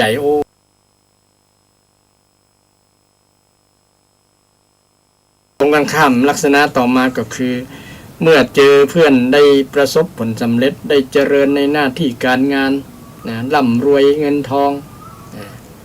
มียศถาบรรดาศักดิ์ต่างๆก็ต้องแสดงความยินดีด้วยความจริงอกจริงใจบ่ได้ไปอิจฉาตาร้อนนี่ลักษณะคนที่มีความฮักแต่มีความรักกับเราแล้วก็เจอไผ่ที่มานินทาก็ดีนะมาติเตียนเปื้อนก็ดีนะหรือว่ามาติเตียนเฮาเนี่ยนะเปื้อนคนนั้นเนี่ยจะต้องไปห้ามปรามอย่าไปว่าเปื้อนเฮาเนอะเปื้อนเฮาบอกใจนิสัยแบบนี้ประมาณนั้นนะคนที่เป็นเปื้อนที่ดีเนี่ยเปื้อนกัลยาณมิตรเนี่ยจะคอยห้ามปรามคนที่มาตำหนินินทาเฮานะมาติติงทั้งที่เฮาบ่มีพฤติกรรมแบบนั้นน่ะแต่คนที่บ่หวังดีก็คือมิตรเลวนั่นแหละนะคอยที่จะมาใส่ร้ายเอาดีเข้าตัวเอาชั่วเข้าคนอื่นในประมาณนั้นนะชั่วเข้าคนอื่นจะทำให้คนนี้ได้แสดงความเป็นเพื่อนที่ดีนะห้ามปรามบ่ถูกบ่ต้องเน้อนะบ่ถูกบ่ต้องเน้อนะเป็นเพื่อนเขาเป็นคนดีนะจะไปว่าประมาณนั้นคือเดือดร้อนแตนนะเนาะเดือดร้อนแตนตนที่เดือดร้อนแตนนี่คือคนที่เป็นกัลยาณมิตรกับเฮาญาติโยมแล้วก็ช่วยแก้ต่างนะช่วยแก้ต่างแล้วก็ยินดีส่งเสริมเพื่อน สรรเสริญเพื่อนนะก็สนับสนุนส่งเสริมเพื่อนนะเพื่อนเขาเก่งแล้วเขาดีแล้วนะเป็นคนดีมีศีลธรรมนะอย่ามาว่าเพื่อนเขาเนอะประมาณส่งเสริมสนับสนุนนี่เป็นลักษณะกัลยาณมิตรในญาติโยมเป็นลักษณะกัลยาณมิตรที่เป็นมิตรที่ดีต่อเราและเป็นบุคคลสำคัญในชีวิตของเราประการที่3เนี่ยคือเพื่อนนะเพื่อนนี้ก็คือกัลยาณมิตรเนี่ยเป็นบุคคลที่สำคัญที่จะต้องให้ความสำคัญดูแลนะปกป้องรักษาเพื่อนที่ดีที่เราเพื่อนที่ดีมี1ถึงจะมีถึงจะน้อยนะดีกว่า100เพื่อนคิดริษยานะเหมือนเกลือเค็มเหมือนอย่างก็เหมือนเกลือเค็มที่มีน้อยนิดนะดีกว่าน้ำเค็มเต็มทะเลที่บนวานนะดีกว่าน้ำเค็มเต็มทะเลนะน้ำเค็มมันก็เค็มคล้ายๆเกลือแต่ว่ามันก็ใช้ประโยชน์เหมือนเกลือได้ยากแต่เกลือมีประโยชน์กัลยาณมิตรก็เช่นเดียวกันถึงจะมีน้อยแต่ก็รักษาน้ำจิตน้ำใจของเพื่อนที่ดีไว้นะเพื่อนที่คนที่เราคบนะมันมีนักมีหลายแหละแต่ว่ากัลยาณมิตรมีน้อยนะมีน้อยนะคือรักษาน้ำจิตน้ำใจรักษาคนดีรักษาคนดีไว้นะรักษากัลยาณมิตรคนทุกคนเป็นกัลยาณมิตรกันได้ทั้งนั้นนะสามีภรรยาก็เป็นกัลยาณมิตรกันได้ญาติโยมพ่อแม่เป็นกัลยาณมิตรกับลูกก็เป็นกัลยาณมิตรกับพ่อแม่ได้นะซึ่งคนในครอบครัวสมาชิกในครอบครัวเนี่ยเป็นกัลยาณมิตรซึ่งกันและกันและนอกจากคนในครอบครัวเนี่ยนะที่เป็นกัลยาณมิตรที่เขาต้องรักษาน้ำจิตน้ำใจแห่งนะต้องรักษาน้ำจิตน้ำใจไว้เพื่อที่ชีวิตของเราจะได้เจริญรุ่งเรืองบ่มีอุปสรรคปัญหาและก็เป็นประโยชน์เป็นสิ่งที่ดีกับชีวิตของเราที่เราจะดำเนินชีวิตหลายๆคนที่เป็นเพื่อนที่ดีกัลยาณมิตรคอยแนะนำอันนั้นอันนี้นะคอยให้ความช่วยเหลืออย่างศรัทธาบ้านสันอุ้มมีเป็นต้นเป็นกัลยาณมิตรกับอาตมาหมดทุกคนนะหมดทุกคนที่คอย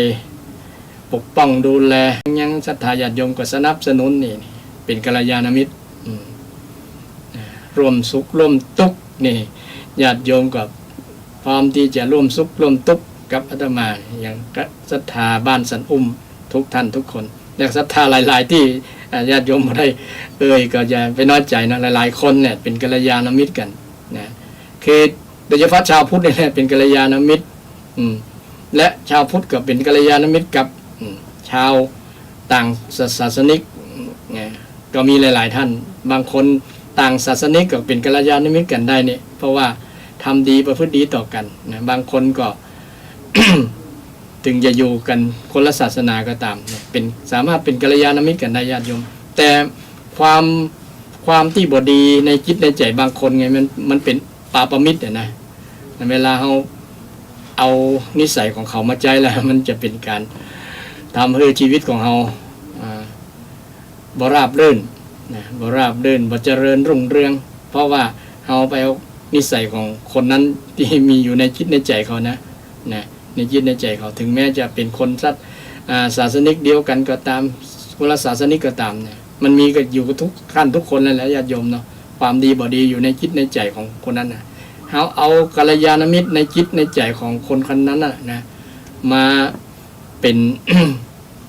เป็นสิ่งที่สำคัญในการดำเนินชีวิตของเรานะบางครั้งเป็นแบบอย่างเป็นต้นแบบอย่างครูบาอาจารย์ก็เป็นกัลยาณมิตรกับเราญาติโยมท่านเป็นต้นแบบเป็นแบบอย่างเป็นไอดอลนะกับเรานะเราก็เอาสิ่งที่ดีๆงามนั่นแหละนะถือว่าเป็นสิ่งที่สำคัญในการดำเนินชีวิตของเรานะชีวิตของเราก็จะเจริญรุ่งเรืองมีความสุขความเจริญได้อันนี้นำเรื่องสิ่งที่สำคัญกับชีวิตเขามาเล่าให้ศรัทธาญาติโยมฟังนะมี6ประการได้3ประการและญาติโยมข้อแรกก็คือสุขภาพร่างกายเนาะเรื่องที่2ก็คือคู่ชีวิตเรื่องที่3ก็คือเพื่อนหรือวงเล็บกัลยาณมิตรเนี่ยนะเป็นสิ่งที่สำคัญในการดำเนินชีวิตของคนเราญาติโยมลอง คิดไปตัวเป็นนั่นไปตัวแม่นก็นะสิ่งที่สำคัญกับชีวิตของเรานะประการแรกก็คือร่างกายประการที่สองคู่ชีวิตคนที่ใช้ชีวิตคู่กันอยู่กับเฮานะอยู่กับเฮาหรือว่าคู่ชีวิตก็คือคนที่ชีวิตของความเป็นพระเนี่ยก็คือพระเนนนี่ก็เป็นผู้ชีวิตเช่นเดียวกัน อยู่ด้วยกันจนนะมรณภาพจากกันแต่มีความหมายต่างกันว่าคู่ชีวิตที่เป็นของฆราวาสที่เป็นคู่ผัวตัวเมียสามีภรรยานะแต่คู่ชีวิตคือคนที่ใช้ชีวิตร่วมกันนะก็คือสามีภรรยานะถ้าเป็นความหมายของศรัทธาชาวบ้านนะถ้าเป็นความหมายของพระภิกษุสามเณรก็ได้นะคือภิกษุสามเณรก็อยู่ใช้ชีวิตอยู่ร่วมวัดร่วมว่าเดียวกันก็เป็นครูที่เปิ่งปลาใส่เช่นพระที่เป็นอาจารย์เป็นพระอาจารย์ก็ต้องมีสัตถิวิหารอันเตวสิกเนี่ยที่จะปฏิบัติเปิ่งปลาใส่กันที่ปฏิบัติต่อกันเป็นอย่างดี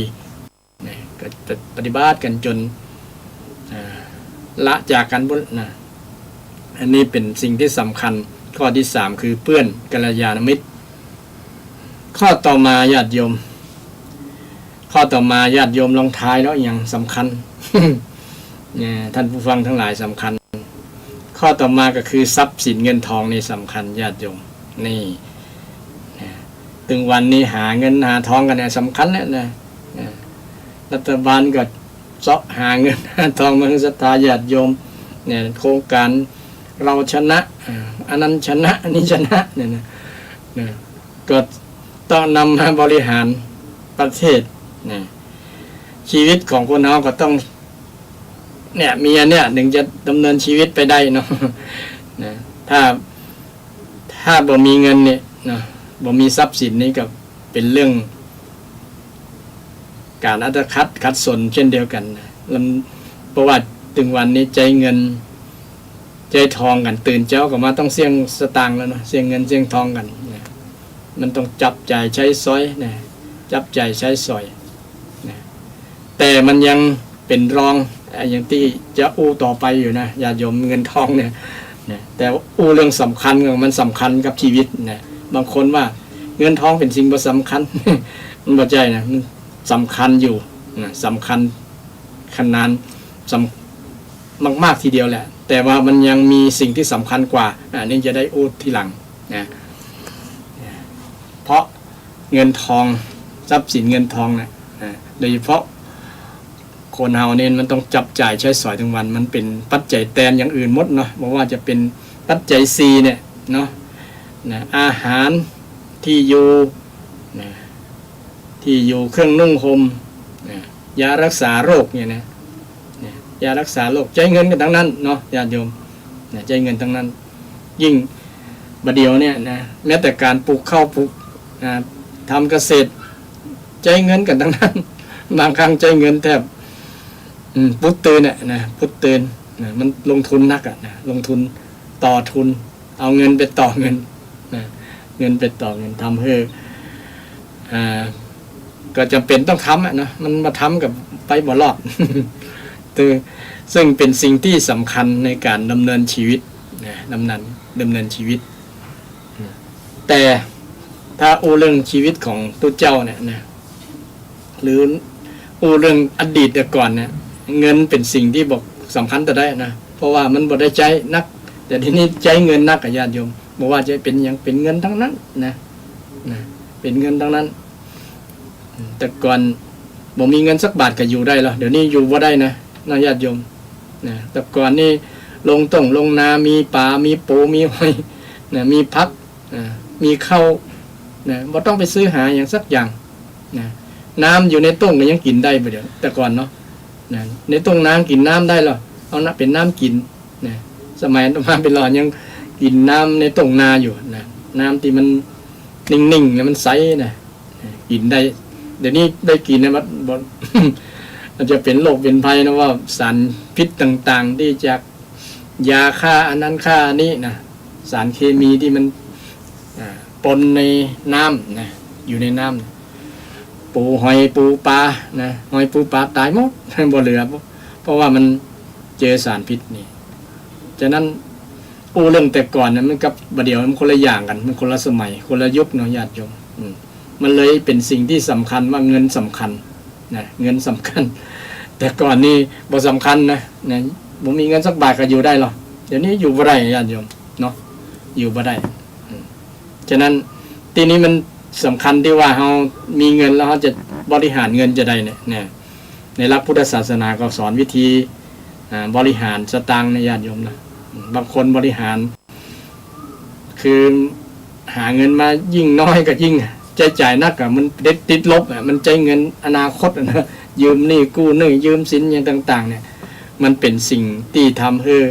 ชีวิตน้องชีวิตล้มละลายชีวิตติดลบอะนะบ่ฮู้จะเอามาใช้เมื่อไรนะเรื่องเป็นหนี้เป็นสินถ้าจะปึ๊ดกันหมดญาติโยมติดหนี้กันหมดอะนะบ่ว่าไผแม้แต่ตู้เจ้าก็ติดหรอกเดียวเพราะว่ารัฐบาลเป็นหนี้ใช่ไหมครับญาติโยมพระสงฆ์ก็เป็นประชากรในประเทศไทยก็เป็นหนี้เช่นเดียวกันหรอนะอยู่ด้วยความเป็นหนี้ในทุกวันเนี่ยนะหนี้สินเงินทองนะต่อหัวจะได้บ่ฮู้นะเป็นแสนหลายแสนทีเดียวต่อหัวบ่ฮู้ใช้มือใดหมดบ่เนี่ยฉะนั้นเงินเนี่ยจึงเป็นเรื่องสำคัญถ้าเอาบริหารมาจ้างก็ยิ่งสำคัญใหญ่เลยนะบริหารการที่จะบริหารเงินเนี่ยเพื่อให้มันคุ้มค่าคุ้มประโยชน์ของเม็ดเงินแต่ละบาทแต่ละสตางค์มันคุ้มค่านะก็ต้องนำหลักธรรมคำสอนนี่แหละหลักธรรมคำสอนทางพุทธศาสนาเช่นเรื่องในหลักคำสอนที่พุทธเจ้าได้สอนเรื่องการประหยัดเนาะในธรรมบทที่อาตมาได้เรียนมานะมีช่วงหนึ่งที่พระเจ้าอุเทนไปถามอานนท์เกี่ยวกับหลักปฏิบัติในการใช้จ่ายใช้สอยเครื่องอุปโภคบริโภคเนี่ยพระเจ้าอุเทนไปถวาย ผ้าจีวรกับพระอานนท์แล้วก็มีหมู่พระสงฆ์หลายรูปเจ้าอุเทนก็เลยสงสัยว่าผ้าตั้งเป็น500 ผืนเนี่ยจะเอาไปให้ไผ่มดเนี่ย มันหลายมันนักนะมันจะเป็นการสิ้นเปลืองโดยเปล่าประโยชน์ครับประมาณนั้นพระอานนท์ก็เลยสาธยายว่าอธิบายให้ฟังว่าผ้าเนี่ยจะนำไปให้พระที่มีผ้าเก่าแล้วพระเจ้าเทนยังบอก ยังเป็นคนขี้สงสัยแล้วพระที่มีผ้าเก่าเนี่ยผ้าผืนเก่าเนี่ยจะไปเนี้ยจะได้จะไปใช้ประโยชน์อย่างประมาณนั้นนะพระอานนท์ก็บอกว่าเอาไปให้พระที่มีผ้าเก่ากว่าเนี่ยแล้วที่พระที่มีผ้าเก่ากว่าแล้วเอาไปไหนพระอานนท์ก็ตอบว่าเอาไปแปลงเป็นเป็นฝ้าเพดานแปลงเป็น ฝ้าเพดานเก่าเลยเป็นยังไงเป็นผ้าปูนอนก่อนเนาะผ้าปูนอนก่อนผ้าปูนอนเก่าไปเนี่ยยังเอาไปแปลงฝ้าเพดานไปเก่าเนี่ยไปเนี่ยจะได้เอาไปเป็นผ้าเช็ดเท้าเช็ดเท้าถูพื้นแล้วก็เช็ดเท้าแล้วผ้าเช็ดพื้นมันเก่าเนี่ยเลยเอาไปเนี่ยจะได้ไปเนี่ยหยังอานนท์ก็ตอบว่าเอาไปตำเอาไปใส่ครกแล้วก็ตำให้มันปนแล้วก็เอาผสมกับดินเหนียวแล้วไปฉาบฝากุฏิฉาบฝากุฏินะพระเจ้าอุเทนฟังแล้วก็การที่ใจที่เราเบิกกองคลังเอาเงินมาใจเนี่ยคุ้มค่าจริงๆบ่ได้สูญแม้แต่สตางค์แดงเดียวเลยมีประโยชน์ทั้งนั้นคุ้มค่าคุ้มประโยชน์จริงๆเกิดศรัทธาเลยถวายเนี่ยว่าอันประโยชน์ของการนำเงินไปใจญาติโยมถ้าเอาหลักการทางพุทธศาสนานี่แบบพระอานนท์เพื่อนได้ชี้แจงอธิบายในญาติโยมจะเป็นประโยชน์บางคนใจเงินปุ่มเปื่อยเช่นไปซื้อผ้าเนาะซื้อเสื้อซื้อผ้าเนี่ยนะญาติโยมเต็มตู้นะบางครั้งเนี่ยใส่ซื้อมาใส่เตื้อ2 เตื้อก็เล่าไว้ในตู้น่ะซื้อใหม่แฮมซื้อใหม่แฮมสิ้นเปลืองโดยเปล่าประโยชน์บางครั้งเอาไปอย่างก็เอาไปคืนเอาไม่ใช่ว่าไปแจกเขายังบ่ชอบเขายังบ่เอาก็มีเนาะ เพราะว่าเขากลัวจะเป็นโรคโควิดติดอย่างประมาณ ถึงจะเอาไปต้มมันอย่างกันมันก็มีอย่างในคิดในใจอยู่นั่นแหละเนาะถ้าของเก่าๆเนี่ยนะถ้าเอาหลักทางพุทธศาสนาไปมาประยุกต์ใช้เนี่ยมันจะหันคุณประโยชน์ว่าเงินแต่ละอย่างนี้ต้องใช้คุ้มเช่นไปซื้อเสื้อซื้อผ้าซื้อเครื่องประดับอย่างต่างๆบางครั้งเนี่ยแทนที่มันยังบ่จำเป็นก็นะเอาไปจ่ายส่วนนั้นมันก็เลยไปวิทย์ในเรื่องอื่นนะเรื่องอาหารเรื่องสุขภาพร่างกายมื้อนี้นะต้องจัดลำดับความสำคัญในการบริหารเงินว่าอันอย่างมันสำคัญกว่าเนาะสำคัญกว่าเรื่องปัจจัย4เนี่ยแหละสำคัญแต่มันอันอย่างสำคัญกว่าเรื่องแรกก็ต้องเรื่องอาหารไว้ก่อนนะคนเราได้เงินมาต้องจับใจใช้สอยเรื่องอาหารเรื่องการกินนี่แหละนะบางคนไปกินแล้วไปบริหารเงินที่ เกี่ยวกับเรื่องการกินกับแบบเรียกว่าฟุ่มเฟือยเนาะเช่นหาเงินได้เดือนหนึ่งได้ประมาณ 9,000 เนี่ยนะเข้า ไปเข้าร้านอาหารที่ดังๆแปลงๆเนี่ยเพิ่นเก็บปลาครอบครัวไปกินเนี่ยเสี่ยงเป็นหมื่นนะต่อคาบเดียวนะต่อเงินเดือนหนึ่งเดือนเนี่ยมันก็บ่คุ้มค่ามันก็แทนที่จะเอาซื้ออย่างซื้อพักซื้อไม่ซื้ออย่างต่างๆมาแบ่งกับข้าวกันนะแบ่งกับข้าวล้ำๆกินกันนะได้บริหารเงินประหยัดสตางค์นะได้นักทีเดียวแต่บางคนบริหารบ่จ้างกันเลยไปบ่รอด เป็นหนี้เป็นสินนี่ทีนี้เรื่องสำคัญที่ว่าเนี่ยคือ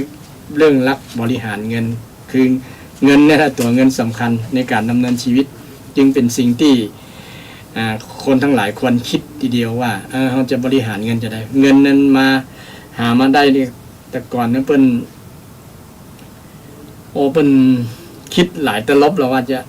บริหารจะได้นะมันเป็นประโยชน์ส่วนที่ผลนักๆนี่มันคุ้มค่านะต้องจัดเป็นส่วนแล้วอย่างเช่น100เนี่ยนะต้องหารเป็นเอา5หารนี่เป็นต้นนะ5หาร1ส่วน20 บาทนี่จะไปซื้ออย่างไป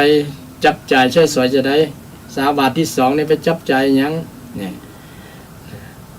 เป็นว่าอย่างก็ไปใจหนี้เก่านะใจหนี้เก่าอันอย่างก็อาตมากับลืมอย่าง นะฝังดินไว้ใจหนี้เก่ายู่ลงเหวเร็วฝังไว้นะใส่ปากงูเห่าเพิ่นว่านะมันตีคนแต่เก่าเพิ่นว่าเราว่านะแต่ในทางพุทธศาสนาก็เพิ่นสอนไว้นะว่าส่วนที่1เนี่ยให้เอาเลี้ยงตัวเก่าก่อนนะเนาะเลี้ยงตัวเก่าเนี่ยเลี้ยงตัวเก่าเลี้ยงต่อลงมาก็เลี้ยงป่อเลี้ยงแม่เนาะเลี้ยงป่อเลี้ยงแม่มีส่วนหนึ่งก็เอาเก็บไว้ยามจำเป็นนะเวลาเราเจ็บเป็นเอ็นโอนไปดูแลรักษานะส่วนที่สุดท้ายเนี่ยถึงว่าทำบุญนะ20 บาทสุดท้ายเนี่ยทำบุญเป็น5ส่วนอาตมากับฟอลืมไปแล้วส่วนสุดท้ายเนี่ยทำบุญนะทำบุญแก่สมณะพราหมณ์แก่พระสงฆ์องค์เจ้าแก่วัดแก่วาเนี่ยคือบาท100 บาทเนี่ยกันไว้20 บาทนะถ้ามี100 บาทญาติโยมทำบุญ20 บาทเนี่ยคือบริหารเงินถูกต้องนะแต่เดี๋ยวนี้ลองหารจำนวน ว่าบางคนมี1,000 บาทเนี่ยทำบุญกี่ต่อใดมี10,000 บาททำบุญต่อใดนะมี1,000,000 บาททำบุญต่อใดนะถ้าเอา20เนี่ยนะ20%นะ20%นะ20%นะห้ามเกินนั้นนะเกินนั้นก็บ่เดือดร้อนนะเกินนั้นเดือดร้อนอย่างมีบางศาสนาเพิ่นมีอย่างก็มีเปอร์เซ็นต์เหมือนกันหรอนะ 3-4% อย่างนั้นนะทุกเดือนเนี่ยเป็นต้นเนาะก็นับพอสมควรนะแต่ว่าสำหรับคนที่รวยเนี่ยสำหรับคนที่รวยที่พอบริจาคได้แต่ทางพุทธศาสนาบ่ได้ไปบังคับนะโยมจะทำบุญกี่เปอร์เซ็นต์ก็แล้วแต่ว่าในหลักการในคำสอนนะเพิ่นสอนจะอันนะ สอนจันนะเลี้ยงตัวเก่าเลี้ยงป่อเลี้ยงแม่เลี้ยงญาติพี่น้องนะเลี้ยงญาติแล้วก็ส่วนหนึ่งเอาไปเก็บไว้นะไว้ในธนาคารแต่เดี๋ยวนี้ส่วนนักมันบ่มีแล้วธนาคารก็ มีแต่หนี้แต่สินนะมันก็เลยเป็นปัญหาเรื่องการเศรษฐกิจนะปัญหาเรื่องเศรษฐกิจเรื่องการจับจ่ายใช้สอยยิ่งมีปัญหาเรื่องโควิดเรื่องโรคเรื่องภัยเนี่ยยิ่งงานก็หดหายไปหมดเนี่ยการเงินก็หดหายไปตัวเนี่ยรายได้ก็ลดลงมาแต่รายจ่ายมันอยู่อย่างเก่ารายจ่ายมันมีแต่เพิ่มเนี่ยมันจะอยู่ของเก่ายังเพิ่มด้วยเนี่ยมันก็เป็นปัญหาที่ว่าบริหารเงินบ่คุ้มกับรายรับมารายรับ ที่รับมา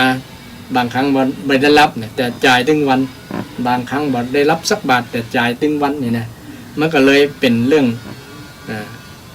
มีหนี้มีสินเนี่ยมันการบริหารเงินมันบ่บาลานซ์กับรายรับรายจ่ายนะรายรับรายจ่ายฉะนั้นคนที่มีสถานการณ์เรื่องการเงินเนี่ยเพิ่นวางแผนดีนะเพราะว่ายิ่งคนมีอายุที่เกษียณแล้วเพิ่นก็ต้องวางแผนชีวิตไว้นะเราจะ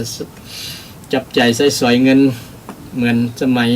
ยังหนุ่มอยู่ก็บ่ได้แล้วเด้อนะต้องบริหารให้ถูกต้องเนี่ยเป็นสัดเป็นส่วนนะส่วนนี้เราจะหาเงินได้อย่างสมัยเป็นหนุ่มๆก็บ่ได้แล้วนะยิ่งเป็นข้าราชการบำเหน็จบำนาญก็มี มีจำนวนจำกัดเนี่ยเพิ่นก็แทนที่จะได้เหมือนสมัยที่ ยังบ่เกษียณเนี่ยพอเกษียณแล้วเพิ่นก็อย่างเงินที่รายได้เป็นบำเหน็จบำนาญนะบำนาญเนี่ยมันก็น้อยลงนะบ่ฮู้สูตรเพิ่นคิดจะได้ก็แล้วแต่ละต้องเอาลักประหยัด ลักประหยัดในการลักบริหารมาบริหารให้ถูกต้องให้ถูกต้องเพราะมันเป็นสิ่งจำเป็นในการดำเนินชีวิตไงและเรื่องทรัพย์สินเงินทองนะทรัพย์สินเงินทองแล้วบางคนอาจจะคิดว่าในหลักพุทธศาสนามีสอนเรื่องนี้ก็มีสอนหมดญาติโยมเกี่ยวกับเรื่องอย่างต่างๆยืนเดินนั่งนอนกินดื่มทำพูดคิดอย่างนี้นะสรุปแล้วนะสอนหมดเลยนะสอนหมดทุกอย่างนะสอนตั้งแต่เกิดจนตายนะตั้งแต่เกิดจนตายนะสอนหมดสอนทุกเรื่องนะทุกเรื่องเพื่อให้คนได้ดำเนินชีวิตพ้นจากปัญหาพ้นจากความทุกข์อย่างกรณีการบริหารเงินคนเป็นทุกข์กับเรื่องเงินนะเนี่ยจะได้จะให้บ่เป็นทุกข์กับเรื่องเงินนะเพราะว่าอยากจะมีเงินต้องเนี่ยจะได้ในทางพุทธศาสนาก็สอนเรื่องคาถาเศรษฐีมันก็ญาติโยมเศรษฐีนะอุอากาสะนะอุอากาสะมันขยันนะบริหารเงินจ้างเนี่ยอันข้อที่2เนี่ยเนาะอารักขสัมปทานเนี่ยไม่ใช่ว่าเก็บไว้บ่จ่ายเลยนะอารักขคืออารักขสัมปทานเนี่ยถึงพร้อมด้วยการรักษาบริหารเงินนี่เป็นสัดเป็นส่วนนะกัลยาณมิตรตานะนี่มีเกี่ยวกับเรื่องการคบมิตรนะมิตรพาไปชิบหายก็ดีมิตรพาไป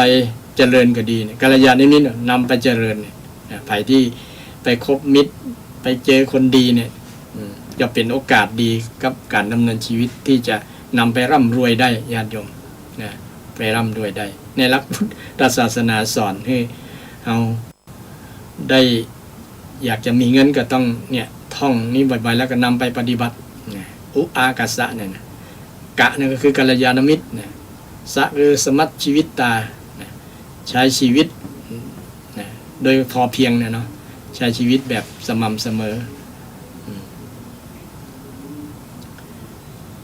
สมชีวิตตาเนี่ยใช้ชีวิตดำเนินชีวิตแบบดีงามนั่นเองเนาะสมสังมาจากสังนั่นเองสมะเนี่ยคือสมนั่นเองสงก็มาจากสังนั่นแหละความเป็นอยู่แบบดีงามเนี่ยจะได้ให้ชีวิตดีงามก็ต้องดำเนินบอกคือมันคัดข้องเอามีเงินแล้วก็ บริหารเงินมือจ้างแล้วก็คบคนที่ดีงามเนี่ยดำเนินชีวิตแบบดีดำเนินชีวิตแบบขยันแล้วก็บริหารเงินจ้างเนี่ย4ประการเนี่ยมันเป็นข้อธรรมที่จะนำไปสู่การมีความมั่นคงเรื่องการเงินนะการเงินเพราะเรื่องเงินนี่เป็นเรื่องสำคัญเรื่องสำคัญไผเทียงญาติโยมบ่มีไผเทียงนะถึงวันนี้ก็เซาะเรื่องเงินทั้งนั้นนะตื่นเช้ามาบางคนไปออกบ้านตั้งแต่ตี 4ตี 5ก่อนเนาะไปเซาะว่าหากินนะเนาะไปหาเงินนั่นเองนะหาเงินเป็นมาจุนเจือครอบครัวมา บริหารครอบครัวคือมีความอยู่ดีมีสุขนะได้อยู่ดีมีสุขกันนะถ้าบอกไปก็บ่ได้เนาะบางคนทำงานคนเดียวแต่ว่าคนกินหลายคนเนาะหลายปากเนี่ยยิ่งอิด ยิ่งอิดต้องมันเพิ่มขึ้นเนี่ยซึ่งเป็นสิ่งที่สำคัญในการดำเนินชีวิตของคนนะเรื่องเงินในนี้ข้อต่อมาเนี่ยข้อต่อมาข้อนี้ข้อที่5ญาติโยมข้อที่5นี้ข้อที่ว่าเรื่องสุขภาพจิตนี่คือสำคัญนะข้อแรกเรื่องสุขภาพกายเนาะสุขภาพกายต้องบริหารดูแลรักษาเพราะว่ามันเป็นสิ่งสำคัญกับชีวิตของเราแต่สุขภาพจิตนี่สำคัญมากๆเลยญาติโยมสำคัญกว่าสุขภาพกายเป็นได้ถึงว่าอีกเพราะว่าบางคนนี่เกิดมาร่างกายพิการนะเป็นคน บ่สมประกอบหลายสิ่งหลายอย่างมันบ่เอื้ออำนวยต่อการไปทำงานประกอบสมาชีพเนี่ยแต่เขายังสู้ได้ญาติโยมเขายังยิ้มได้บางคนเกิดมาบ่มีแขนมีขานะมีคนต่างประเทศเนาะเพิ่นยังสร้างแรงบันดาลใจให้คนที่มีแขนมีขามีมือเนี่ยมีสมองได้คิดได้ว่าเขาขนาดเขาบ่มีขาแขนก็บ่มีนะเอาตัวเนี่ยทับไปนะเวลาเดียวนะเขาก็ยังสามารถเปิ้งตัวเก่าได้นะด้วยความสามารถด้วยความคิดดีงามนี่ด้วยจิตใจเขาว่าเองจิตใจเขาเข้มแข็งแต่ร่างกายเขามันบ่เอื้อแล้วแต่ว่าจิตใจเขายังเข้มแข็งอยู่เนี่ยเขาสามารถอยู่บนโลกวันนี้โลกใบนี้ได้อย่างมีความสุขญาติโยมเพราะว่าจิตใจเขาดีงามนะสุขภาพจิตของเขาดีนะถึงวันนี้นะคนส่วนหนึ่งเนี่ยสุขภาพจิตเนี่ยเริ่มเสียญาติโยมนะเริ่มเสียเรื่องต่างๆนานาเรื่องเศรษฐกิจเรื่องเงินเรื่องทองเรื่องเปื้อนเรื่องฟุ้งเรื่องการสุปะอย่างปัญหาต่างๆเนี่ยมันท้าถมเล่าลมมานะเกิดกับจิตใจของคนเราเนี่ยมันทำให้จิตใจบ่สบายจิตใจเศร้ามองจิตใจเป็นทุกข์นะมีปัญหาต่างๆนานาเพราะว่าปัญหาต่างๆมันทำ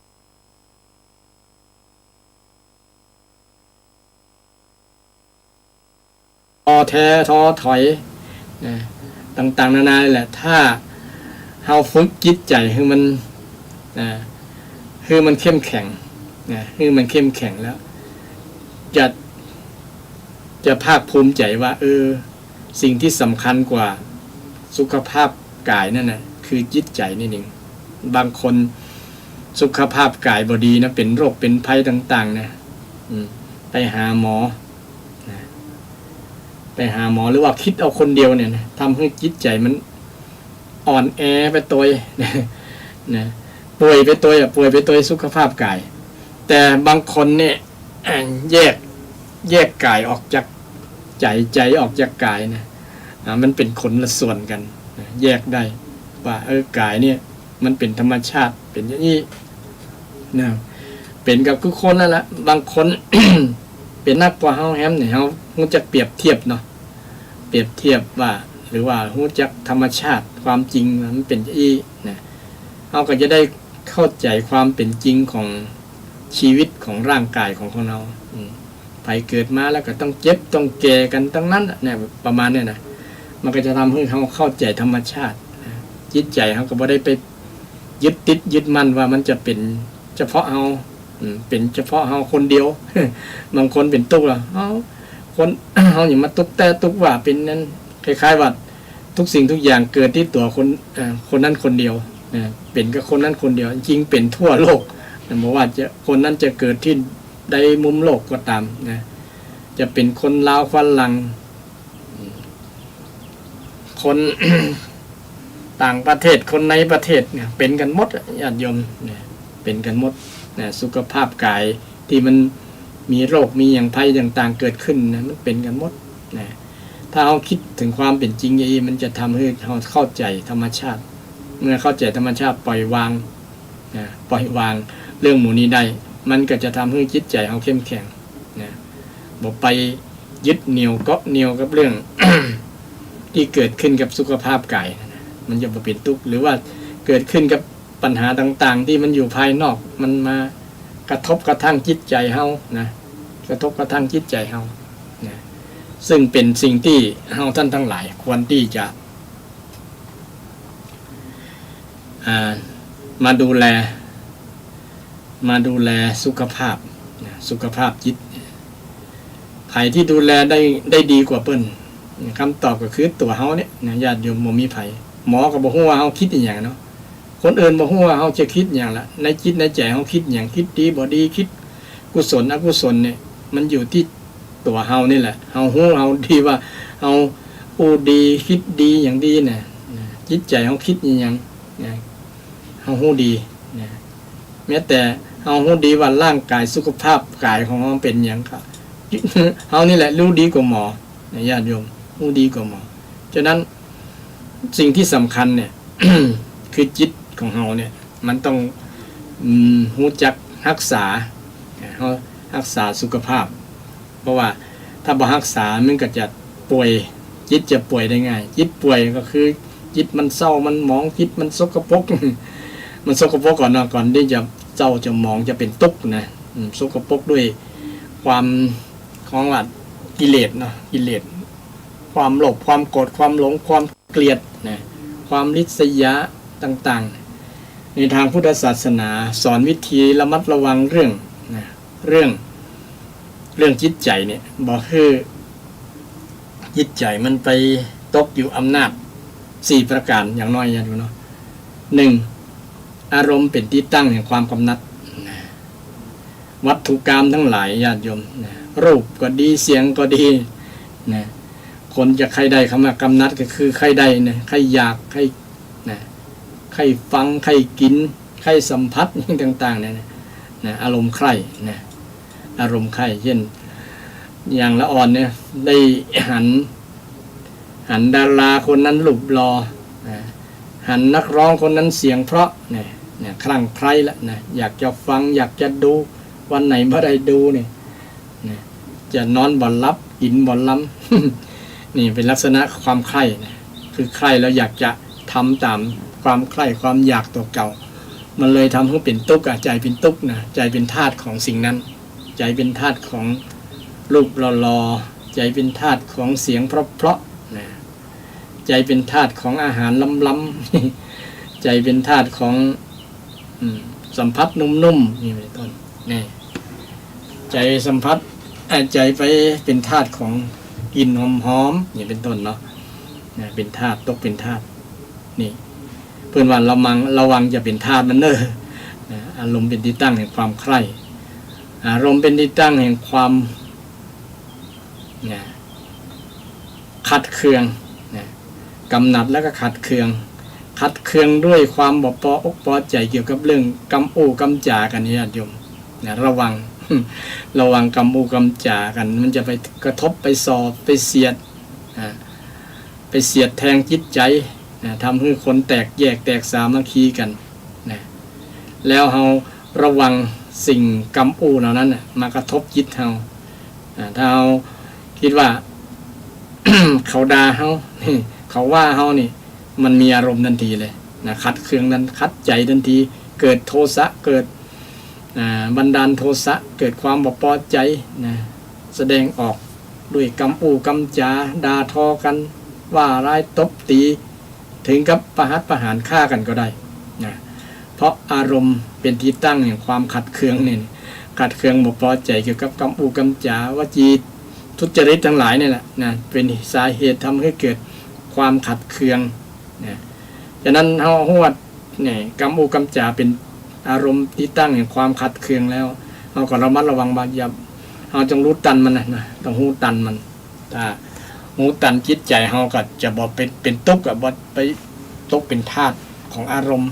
เนี่ยตกเป็นทาสของอารมณ์นั้นนะด้วยเจริญสติไงนะเจริญสติ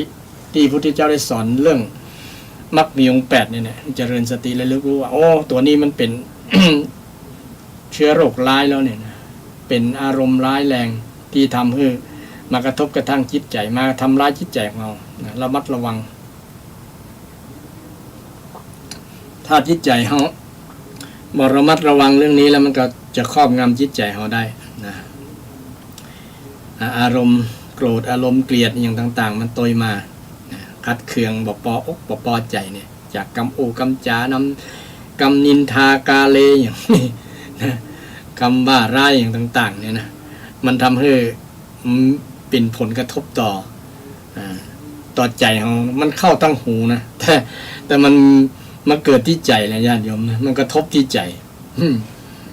กระทบที่หูก่อนเนาะถ้าหูฟังเสียงอย่างอื่นมันก็บ่มีผลกระทบอย่างแต่มันมีเสียงจื้อเฮาตัวเนี่ยนะจื้อเฮามันมีตัวกูของเราของเขาเนี่ยนะมันเลยมีผลกระทบต่อมันว่ากูแล้วเนี่ยมันว่าเสียงมันว่าจื้อของตัวนั่นเนี่ยเริ่มสนใจแล้วเนี่ยเอาใจไปอยู่กับเสียงนั่นแหละเสียงนั้นเป็น มีมันว่าเฮาแล้วเนี่ยมันว่าอันว่านี่ทำให้เกิดปัญหากับจิตใจเฮานี่เราวัดระวังเรื่องความคัดเคืองญาติโยมบางผู้บางท่านระมัดระวังทันด้วยสติเนี่ยเจริญสติว่าสตินึกได้ว่าโอ้ไอ้ตัวนี้ตัวกิเลสเนี่ยตัว ความกำนัดความคัดเคืองนั่นเนี่ยตัวเหตุปัจจัยที่ทำให้เกิดความกำนัดความคัดเคืองนี่มันเป็นอันตรายต่อจิตใจของระมัดระวังความมัวเมานะมัวเมาหลงไหลหลงไหลระมัดระวังเมานั่นเมานี่นะบนเป็นอันกินอันนอนเพราะว่าใจมันเมาเนาะมันหลงมาจากวาจากำอูกำจาคนอื่นก็ดีนะหลงในกามคุณก็ดีนะก็หลงอาการหลงกิริยาอย่างอารมณ์หลงนี่มันถ้าได้หลงมันคลายยากบ่เหมือนกับโทสะนะมันเกิดไว้แบบคลายไว้แต่อันนี้เกิดจ้าพอสมควรแต่ว่าถ้าเกิดแล้วมันกว่าจะคลายกว่าจะออกจากจิตจากใจเนี่ยโอ้ยากนะอย่างบางคนได้เมาหลงนะเช่นเมายังเล่นหวยนะญาติโยมบางคนแต่ก่อนบ่เคยเมาหรอกนะบางคนมันโอ้วันนี้จะออกอย่างฮะไปขูดต้นไม้ขูดนั่นขูดนี่มาจากการเมาแล้วแหละนะเมาเลขเมาหวยเนี่ยยิ่งใกล้วันแล้วเนี่ยวันนี้วันที่อย่าง10แล้วเนาะ 15แล้วนะวันที่1วันที่15เนี่ยนะจะไปนั่นแหละเพราะว่าเมาสืบเนื่องมาจากเรื่องเงินนั่นแหละเนาะอยากให้ได้เงินมันก็เลยเมาเรื่องนี้นะบ่เป็นอันทำมาหากินอยู่ทางใดก็จะไปขออยู่ทั้งว่าตั้งไอ้ไข่ทั้งคำจะโนด ไปขอหมดนะจริง ไปหลายคนมันก็ถูกอะเนาะไปสักพันสักหมื่นคนมันก็ถูกสักคนก็อันนั้นก็ถูกแต่ถ้าจะได้ถ้ามัน